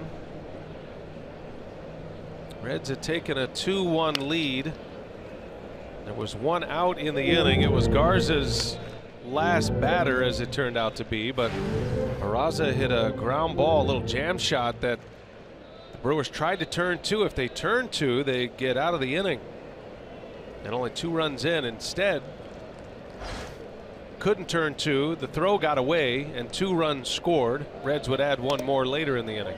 Yeah, they initially gave the error to Perez, but they changed it, and it was an error on Neil Walker. And I think Walker would tell you that was a throw he should have been able to catch. It's a little bit indicative of Garza's day today, though. He did give up a bunch of hits. A lot of those hits were off the handle. So a bit of bad luck to go along with the multiple base runners for Garza in a short outing today.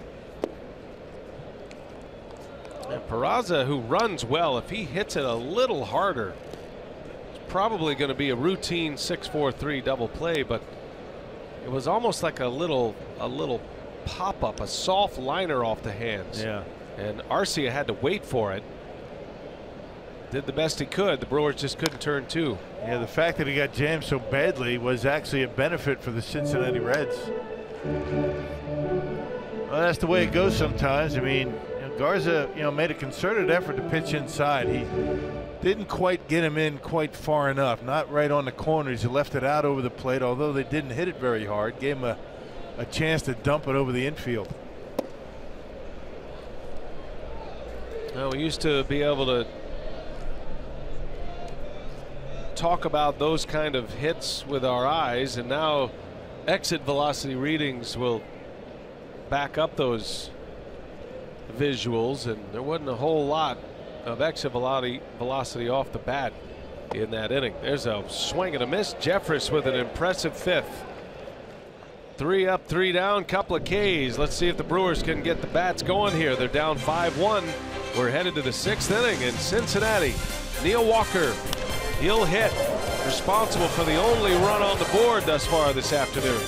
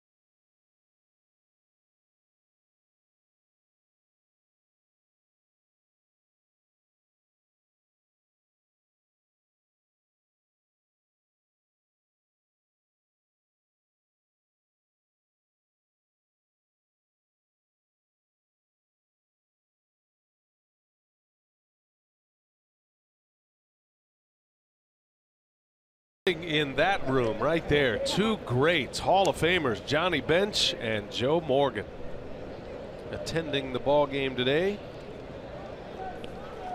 Well, I would love to be a fly on the wall in that conversation. Huh? Yeah, that was the guy back when I was growing up. You were a young catcher back in those days, back in the 70s. That was the guy, Johnny Bench.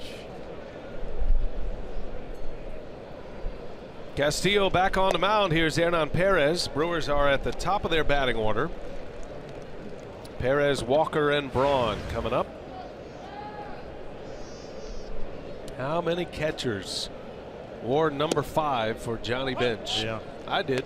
And how many catchers tried to catch one-handed like he did, even on balls in the dirt, right? I mean, there aren't too many guys that could do that like Johnny Bench. Wasn't a guy that often went down and blocked pitches. You know, he would just pick them clean. Very similar to what we see with Yadier Molina. I mean, Molina will block him when he needs to, but incredible throwing arm, could hit homers. Johnny Bench, yep. You know, his playing days were a little before my time, but the way I knew Johnny Bench and studied the way he played was because he was, remember, he was on the Baseball Bunch.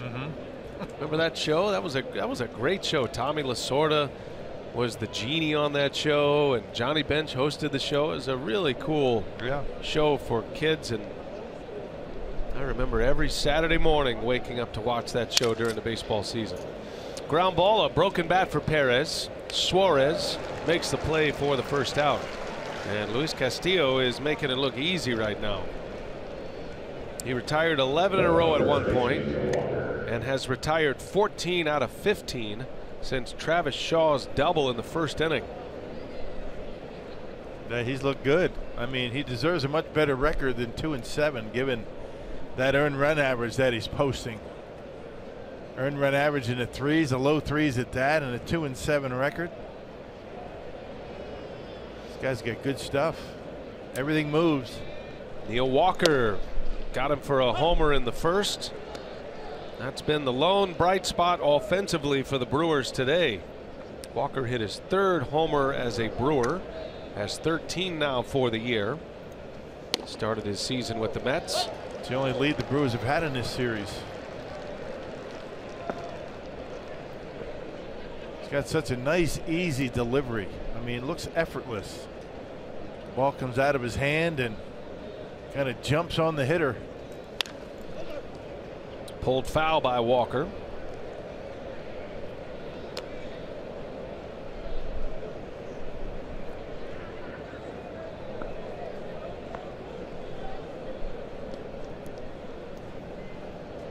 Castillo acquired by the Reds in a deal with the Marlins this past offseason. He was Miami's minor league pitcher of the year last year. Marlins were looking for pitching help, relief help. Dan Straley went to Miami. Castillo, one of the prospects that came this way. That's a shot, but right to Cozart. And the All-Star shortstop makes the play for out number 2. Hey, get live broadcast, scoring updates, breaking news, and more right at your fingertips with MLB.com At Bat. The official app of the Brewers. Download At Bat today, free for your smartphone or tablet. 2 up, 2 down. Here comes Braun now. Can always tell the stuff of a pitcher when you see swings and misses, and Castillo has twice struck out Ryan Braun, which you rarely see.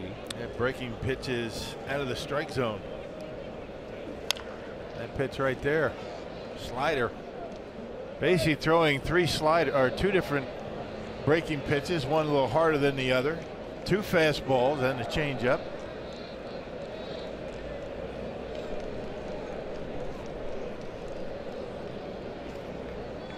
No balls and a strike on Braun. On the ground, third base, backing up on it, Suarez. Long throw is in time, and a 3 up and 3 down inning. Brewers go quietly in the 6th. 5-1 Reds. Final game of this series in Cincy.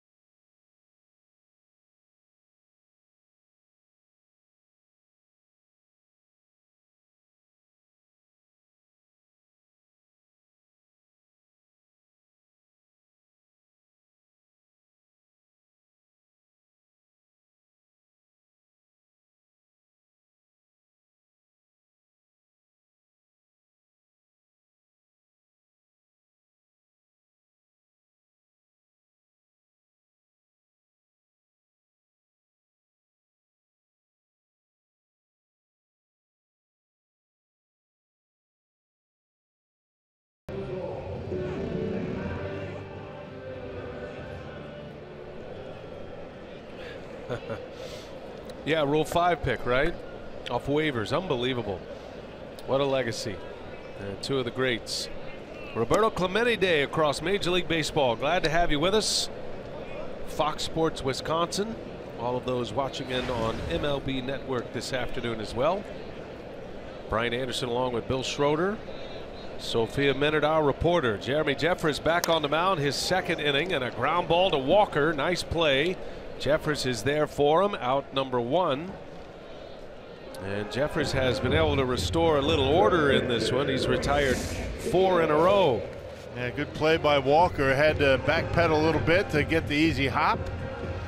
And Jeffress waiting for the toss over to first base. Well, Jeremy really has turned things around, has he not? Looks a lot more confident out there on the mound and throwing a lot of strikes.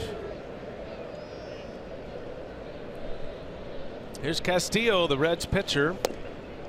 He is twirling a gem today for Cincinnati.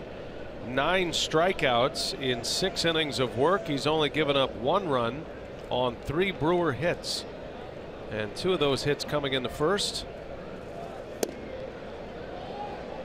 Jeffress ties him up with a power sinker. 1 ball, 1 strike to count.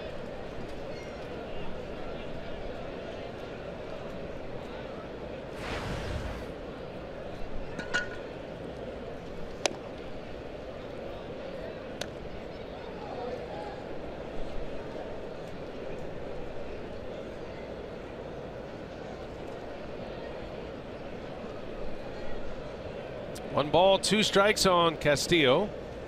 And Jeffress makes quick work of him. A strikeout for Jeremy.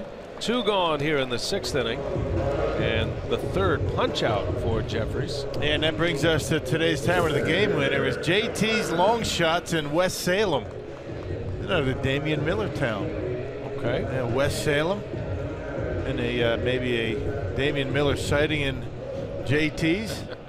If they call the Brewers by 8 o'clock tomorrow morning, they get 40 tickets to a Friday night game in the Miller Lite Beer Pen. This offer courtesy of the Tavern League of Wisconsin and Miller Lite. Lacrosse area hot on the Tavern of the Game lately. They are. They're coming in hot at the end of the year, right? things are going well out west Wisconsin and lacrosse. I would imagine Damian's all fired up, getting to be hunting season out there. The former Brewer. Josh Hader getting loose in the pen. If the Brewers get to Votto in this inning, you'd see Hader, I'm sure. Jeffress trying to make it a 1-2-3 6th and give Counsell 2 scoreless. Jeremy's throwing hard, 96 mile an hour with that fastball. 2 balls and a strike on Irvin. He came in for Billy Hamilton, who left this game with a thumb injury. Hamilton was trying to bunt his way on in the 1st inning, and on an attempted bunt he fouled it off, but the pitch ball hit his thumb, which was on top of the bat, and so he stayed around for the at-bat, played the next inning defensively, and then was taken out. Irvin is batting for the 3rd time now. Ground ball to Arcia, and Walker fell down, had to scurry back to first base. Not sure what happened there, but the out is recorded. Tripped over the bag, I think. The inning is over, and Jeffress with 2 scoreless.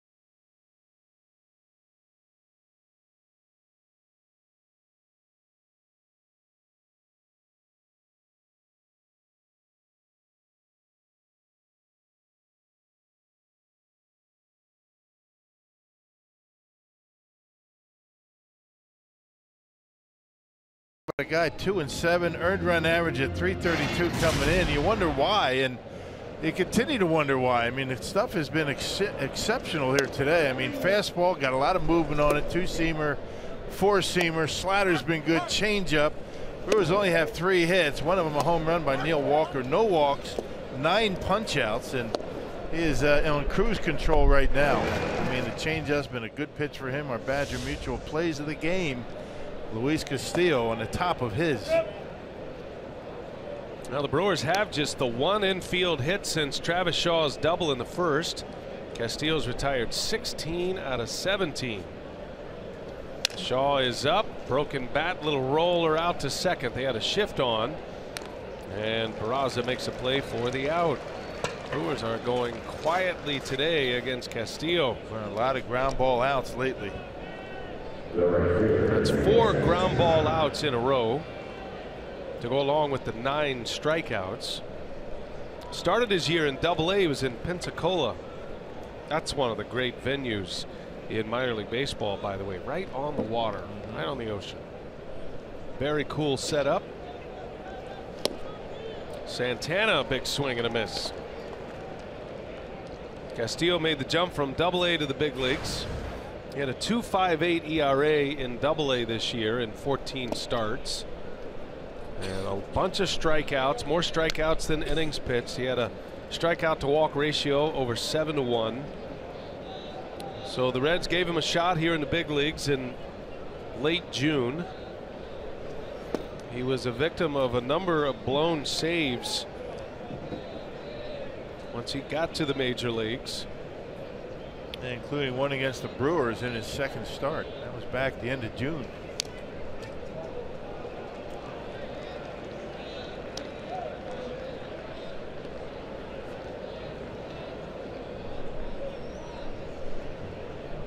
Two the count to Santana. 0 for 2 today, and a called strike 3. Same pitch that struck him out in the first. Fooled him with a fastball, and 2 men are gone in the 7th.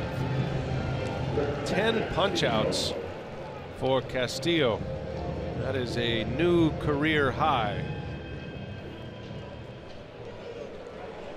Had 9 Ks against the Brewers back on June 28th. That was the game Rock was referencing with the blown save. He struck out 9 against the Pirates 2 starts ago. And he's got Vogt down in the count. 0-1 on a half swing.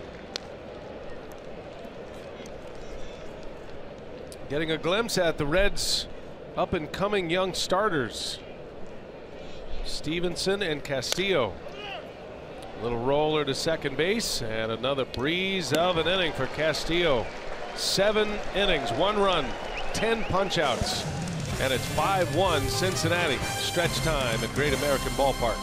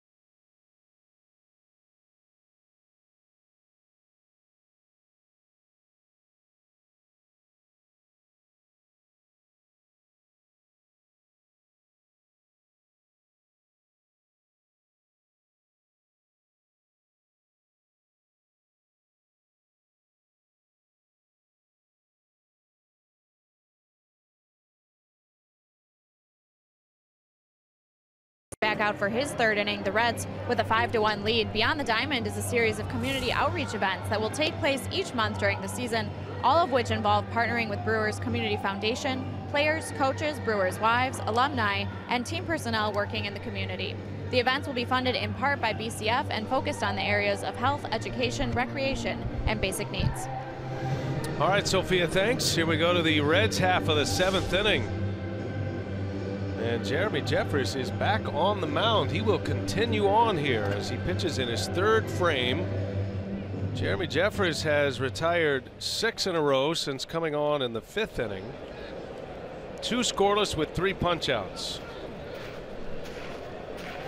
Zach Cozart leads off. This might be his last hitter, Cozart. You got Votto on deck. Activity down in that Brewers bullpen. There's Josh Hader. I figure Hader will face Votto.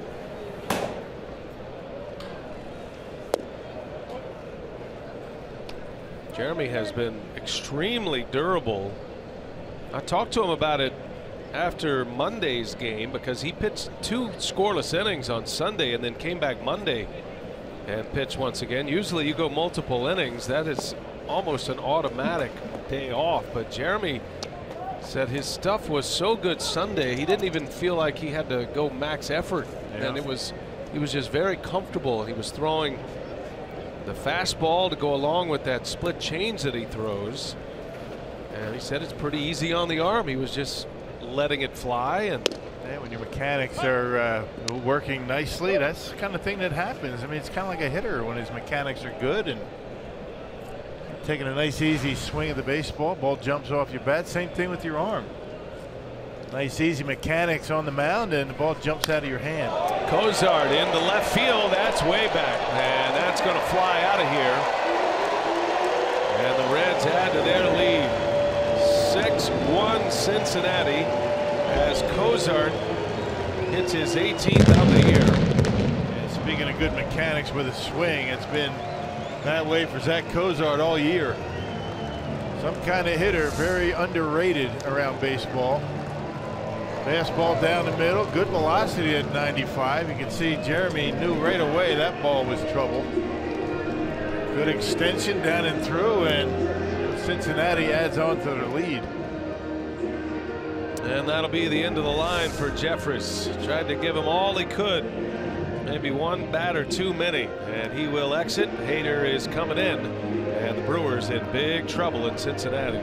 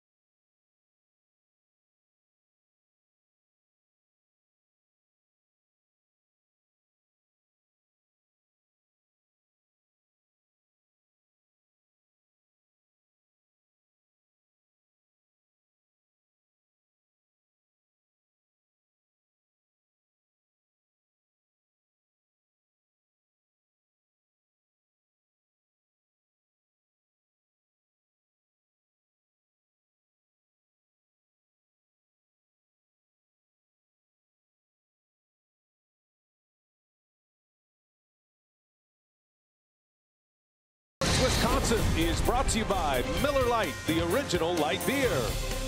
And by Chevy, proud sponsor of the Milwaukee Brewers. Visit WisconsinDriveChevy.com today to find a dealer near you. Roberto Clemente Day across Major League Baseball.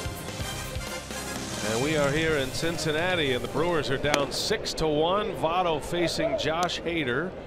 Hader into the game.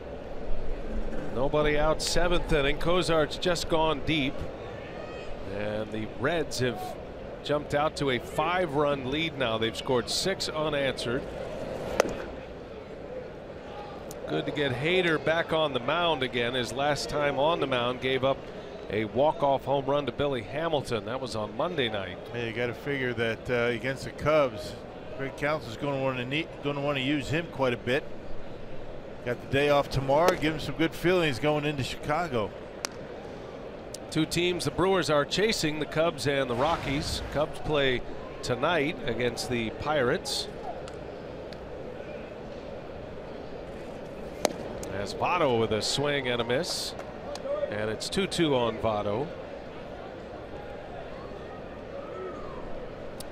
Jose Quintana on the mound for the Cubs tonight at Wrigley, at PNC. And Garrett Cole, the Pittsburgh ace, will pitch for the Pirates. A swing and a miss. Hader strikes out Votto. A rare Joey Votto K. 1 gone in the 7th. They got him to chase a pitch at the top of the strike zone. 97 miles an hour that time for Hader. Good velocity, reaching back and blowing it right by. Pretty good left-handed hitter. Votto's got good numbers against lefties. A little confidence booster for the young Hader. 1 away. Here is Duvall now. 2 for 3 in this game with a run scored and an RBI. So you got the Cubs and the Pirates tonight. Cubs and Pirates will play again tomorrow night. John Lester and Jameson Taillon. You get the picture for the Brewers. Brewers, barring a comeback today, you lose today's game, that drops you 4 back and 5 in the loss column, and the Cubs will play 2 games before the Brewers meet the Cubs on Friday. They could add a full game of separation to that one with a couple of wins. Brewers are leaving themselves exposed right now. They had gotten it to within a half a game of the wild card race and 2.5 of the Cubs, but they are in danger of getting swept here in Cincinnati. They're playing so well against the Dodgers on the road and had a good homestand, and things were looking pretty good. Just couldn't get a muster enough offense to this point. There's a swing and a miss, and Hader punches out Duvall for the 2nd out. And you know, when you come into Great American Ballpark, you're not going to win too many 2-1 games. You got to get the bats out. Cincinnati Reds can score. The Brewers have not in this series.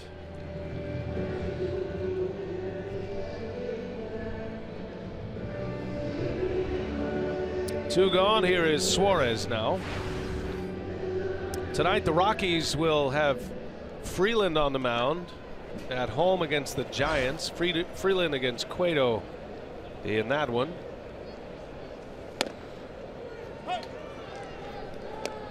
Kyle Freeland has been excellent, the rookie left-hander. He's coming off a short start his last time out against Arizona, but he's 11-9 this year and a 3.89 ERA. Suarez pops this one up.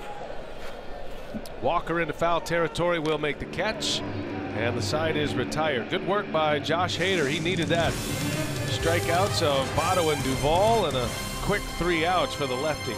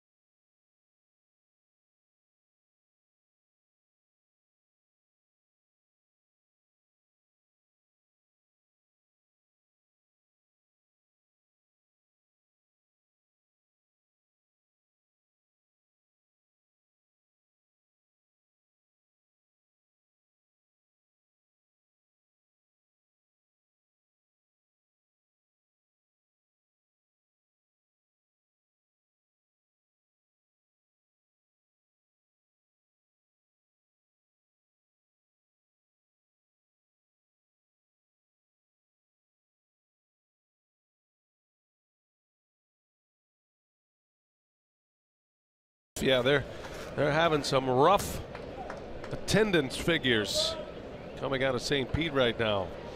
Twins are right there in the picture for sure. Watching the Twins outside looking in to start play today, a half game behind the Angels. Yankees are in the top spot in the American League wild card race, 2.5 clear of the Angels, but there are 6 teams within 2.5 games, so basically 6 teams for 2 spots, and then you could add the Mariners and the Royals.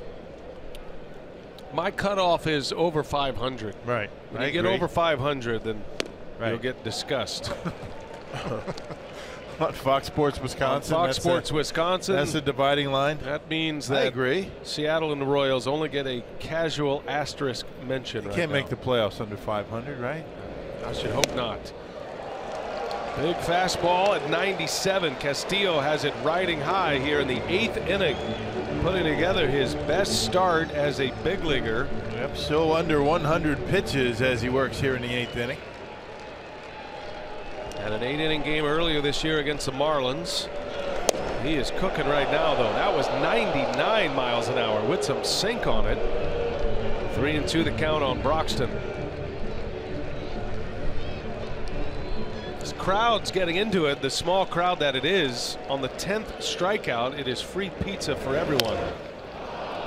Broxton denies him. Ground ball to short. Cozart makes a play, and out number 1. So 1 away. Here comes Arcia now, and Arcia, one of the 3 with 14 homers on the year on the Powerball home run leaderboard. Travis Shaw hit number 28 yesterday. Thames and Shaw at the top. You've got Santana with a career year with 24. Broxton has a career best 20. Brewers would love a few of those the rest of the way, but they're running out of outs down to their last 5, and Arcia, big swing and a miss. 99. Young man still has a lot left.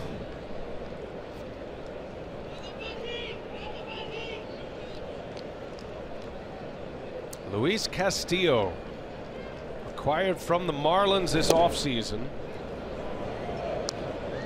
There's a lot of hope here in Cincinnati about what they're going to be able to put together on the mound with some of their young starters getting all of this experience, this valuable experience. They got 4 rookies in their rotation right now.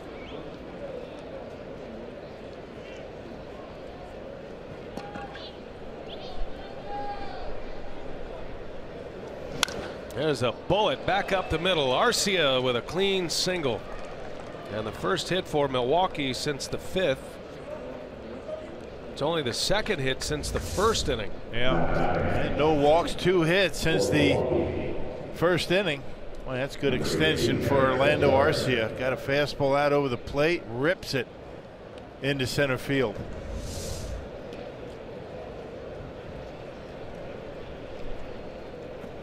And so with Hader's spot coming up, Counsell will go to the bench, and Eric Sogard, Corey Knebel, the Brewers closer, getting loose on the right.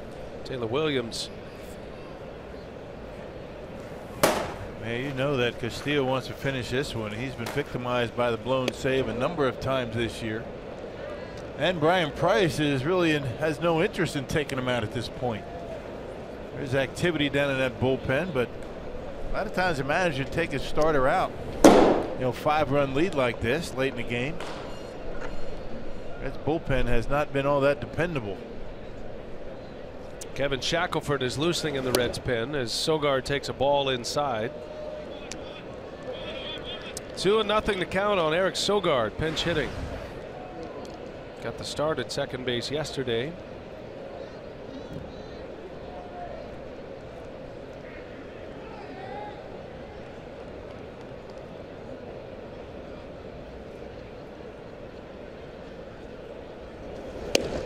And that one's in there. 96 with the fastball. It's what we were talking about with Castillo when we hit the air. He has been able to maintain that fastball velocity. Reds have been very cautious with him, and he's not pitching deep into ball games often. He did had the 1 8-inning performance back in late July. Sogard on the ground. Nice play at second base. Peraza gets an out at second. That's all they get, but a heck of a play by Peraza. It's kind of been what the Cincinnati Reds have been doing all year. I mean, their pitching staff might have been a little inconsistent, but their defense has been terrific all year. Third fewest errors in the National League, and Peraza making a really nice play to get the force out at second, robbing a base hit from Eric Sogard. Never ceases to amaze the quality of the skill of these players, the hand-eye coordination. Peraza just put the glove out there before the ball was even on the ground on a hop. He knew exactly where it was going to be.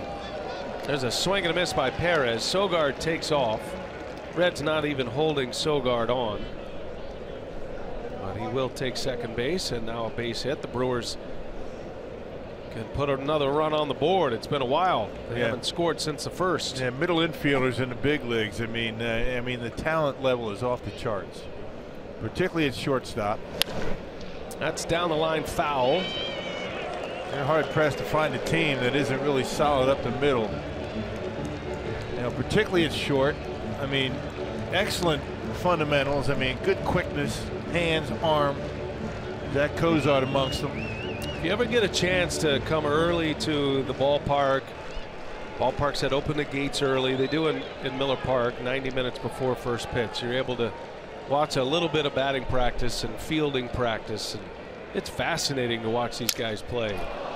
Roller out to short. Cozart will make the play, and Luis Castillo keeps on churning here. 8 strong innings. Impressive 8 innings.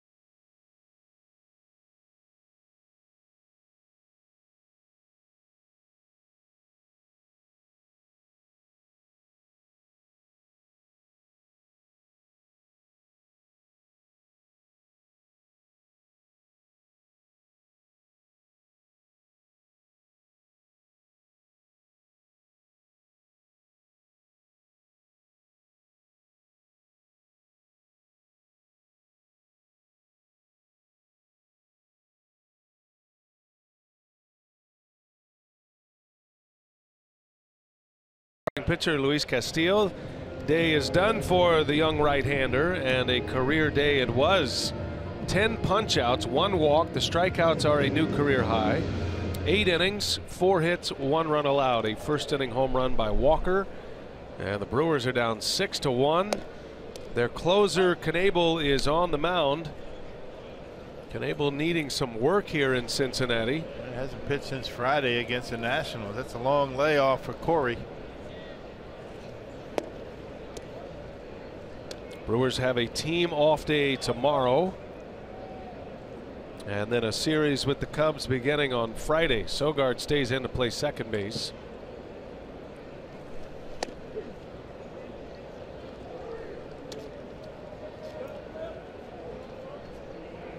Well, the Brewers are going to have their work cut out for them in the division now. But you can't ask for anything more than head-to-head matchups with the team you're chasing, and the Brewers will play the Cubs 7 times in the last 22 games of the year. And that's what you want when you're behind and when you're chasing the leader. You want to play them. The Brewers have their own destiny right in front of them. You play well against the Cubs, you get right back in it this weekend. Miller Lite, what's on tap? Jimmy Nelson will start it for the Brewers Friday. John Lackey gets the ball for the Cubs at Wrigley. That is a night game. Some of the schedules have it as a day game, but the Cubs requested a time change and was granted. Schebler flies to Broxton, out number 1. So a night game that we'll start our coverage on Brewers Live on Fox Sports Wisconsin at 6:30. There are not many night games on Friday nights at Wrigley Field. Matter of fact, the Cubs had to get a special waiver from the mayor to get that game to a night game. Cubs play tomorrow night in Pittsburgh, and so they requested that the game time be changed so they could get a little more rest. Didn't they know that from the beginning of the year? I mean, is that something that changed in Pittsburgh? Perhaps an oversight. Of course, the Pirates never give teams a day game on getaway day during the week. You wonder why it took the Cubs so long to make that change. But it doesn't matter. As Craig Counsell says, we'll beat you in the daytime. We'll beat you at night. Doesn't matter to us. Well, they're hoping so. That is going to be a they got to think that way must anyway. win. Well, at least, as Counsell put it, at least the Brewers have gotten the Cubs' attention. They want to have a little extra time to rest up after their night game in Pittsburgh.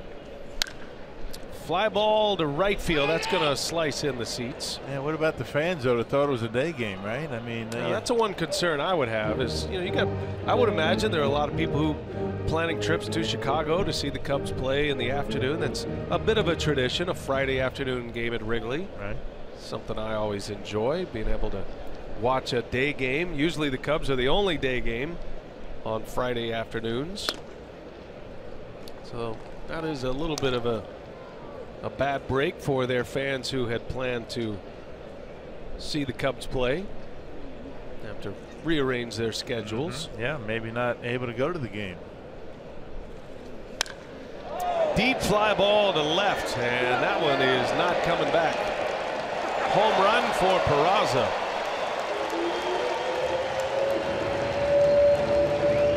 He doesn't hit many. It's just his 5th. I tell you, the Reds have taken the Brewers to the woodshed last couple of days. I mean, they have put up some big numbers. Pitching staff of the Reds has been good. They have completely dominated the last 2 days. And fastball in, and Peraza turns on it, knocks it out of here, makes it a 6-run lead.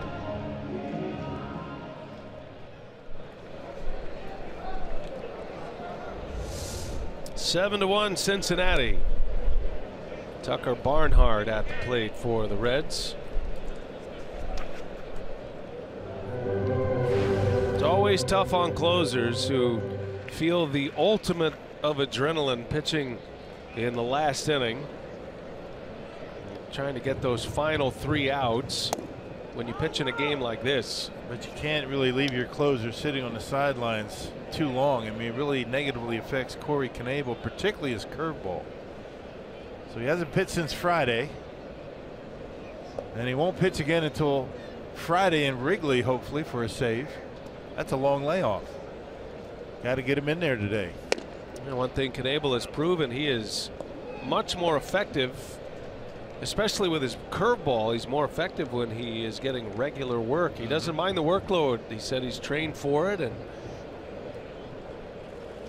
It's the way it goes sometimes, right? You're a manager, and as Knebel issues a walk, you're trying to keep those games and those outings to a minimum.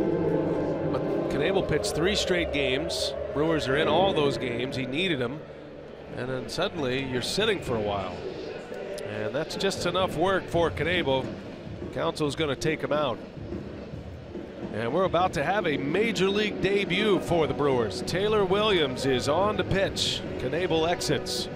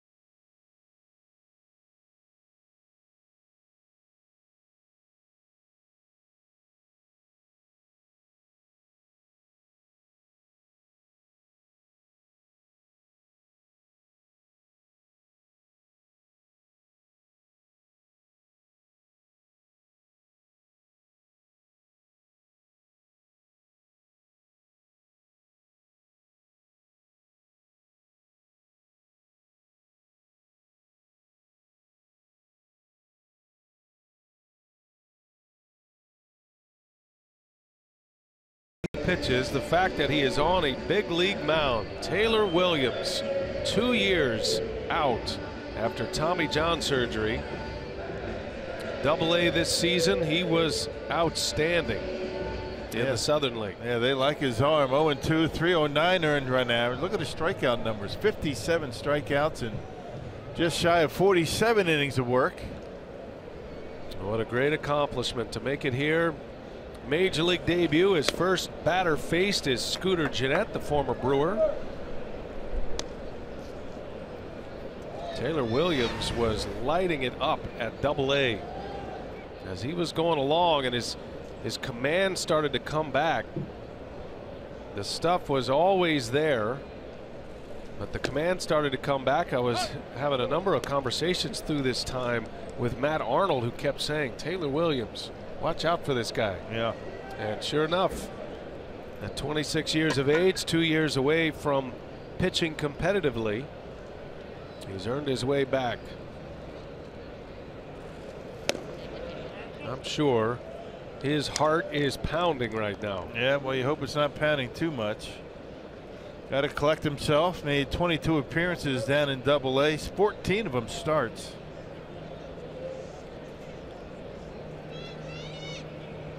From the Pacific Northwest, Vancouver, Washington. And Council had 2 things to say about Williams. Number one, he's earned his way here, but as far as how he was going to use him once he arrived here in September as a September call-up, he said we need to get him on the mound first, get the major league debut over with, get that piece of the puzzle and all of that goes with the major league debut, the adrenaline, the anxiety, get that over with, and then let him step into a situation that he can succeed. And they feel like he's got a chance to be a high leverage late game type reliever. He's got the big arm.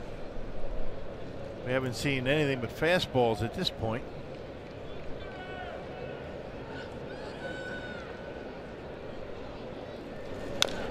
Little tapper, that's going to stay fair. That's right on top of the plate. Vogt will take the out at first. That one had a ton of spin on it, but stayed in fair territory. Hit that one about 2 inches, did Scooter.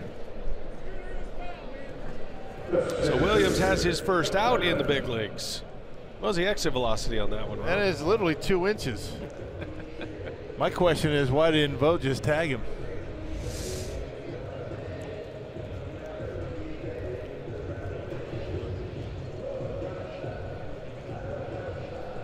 A 2-3 put out for the second out. Do we have an exit velocity on that? I don't know. That's got to be, I don't know. What do you think? Maybe we're in the 50s? 11? 38 miles an hour off the bat, that was. Jeanette hit a huge homer yesterday for the Reds. Yeah, terrific season he's having. Yep. Brewers see Cincinnati at the end of the year back at Miller Park. Not done with the Reds yet. 2 gone. Irvin at the plate, and Williams with a 98-mile-an-hour fastball misses. 1 ball, 1 strike. First outing in the big leagues. Major league debut for Taylor Williams. Trying to get the last 2 outs of this 8th inning.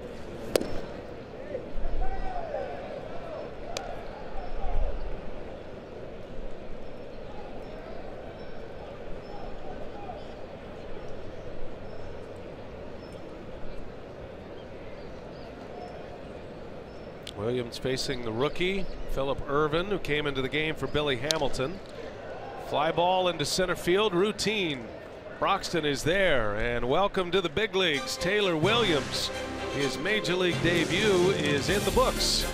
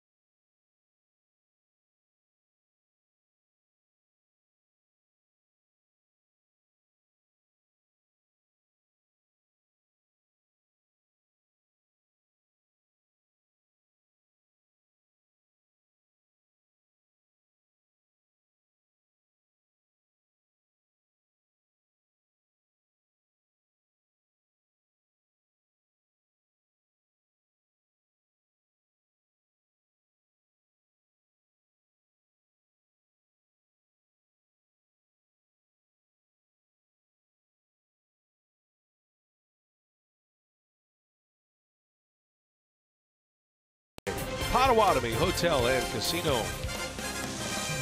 Coming down to the last inning here. The Brewers trail 7-1. And the story today is the young right-hander Luis Castillo, who the Reds are considering shutting down for the rest of the season after this start. And if that's the case, what a way to go out. 8 strong innings, 10 strikeouts, a new career high. Brian Price will give the ball to Kevin Shackelford for this 9th inning. And another hard thrower coming out of that Cincinnati bullpen. He has struggled today, or this year I should say. A 641 earned run average in now 17 appearances for Shackelford. And last pitched against the Brewers on Monday. A scoreless inning, gave up a couple of hits. Eric Thames leads off for the Brewers. Thames will pinch hit for Milwaukee.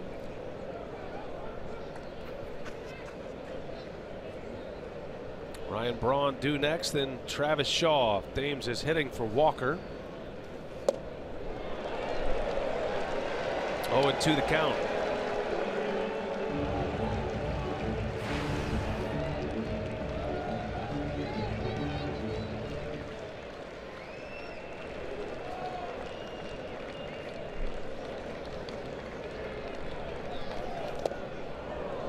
0-2 on Eric Thames. Thames has been out of the starting lineup the last 2 days.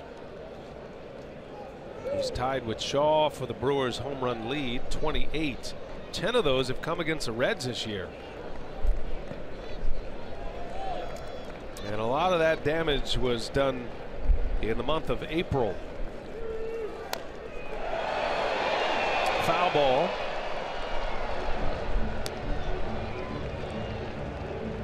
Thames hit 11 home runs in April, set a franchise record for homers in a month.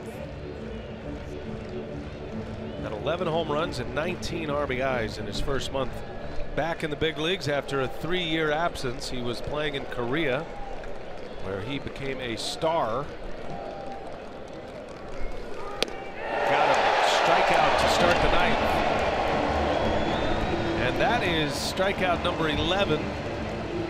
And a more enthusiastic reaction by the crowd here at Great American Ballpark. That earns them free pizza. Yeah. The 11th strikeout.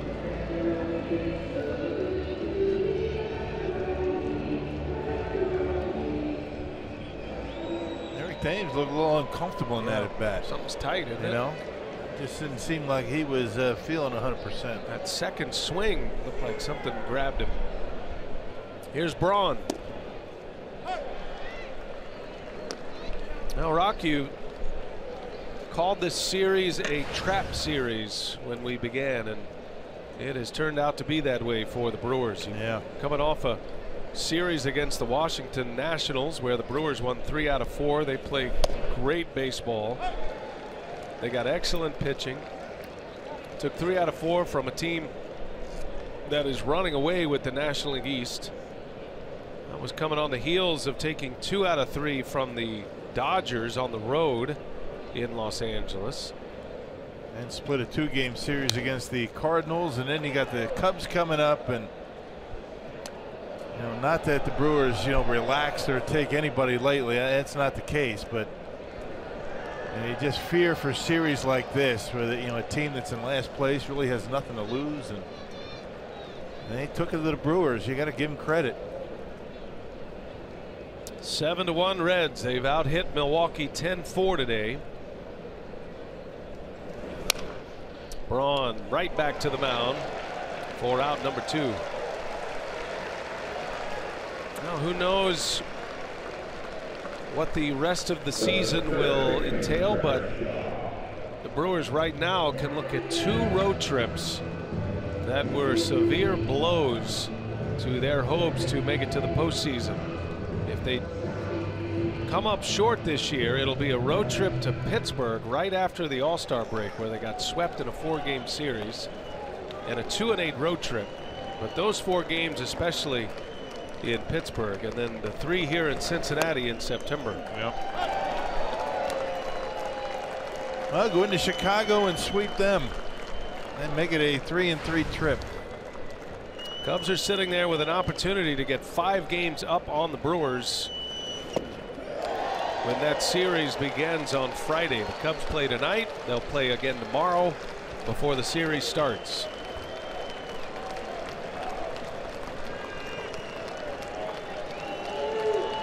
Oh, and 2 the count.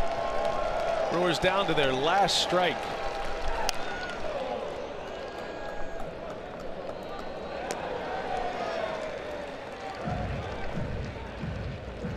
Brewers will have Jimmy Nelson, Chase Anderson, and Zach Davies ready to go against the Cubs Friday. Cubs counter with Lackey, Montgomery, and Hendricks. And a strikeout to end it. 12 punch-outs for Red pitching today. And the game is over. The Brewers go quietly in the 9th, and they get swept in Cincinnati. A final score this afternoon of 7-1. Matt Garza takes the loss, and Luis Castillo, in what looks like his final start of the year, with his best start of his brief big league career, will get the win. Jeff Grayson standing by in our Fox Sports Wisconsin studios. It's time for Brewers Live. Jeff.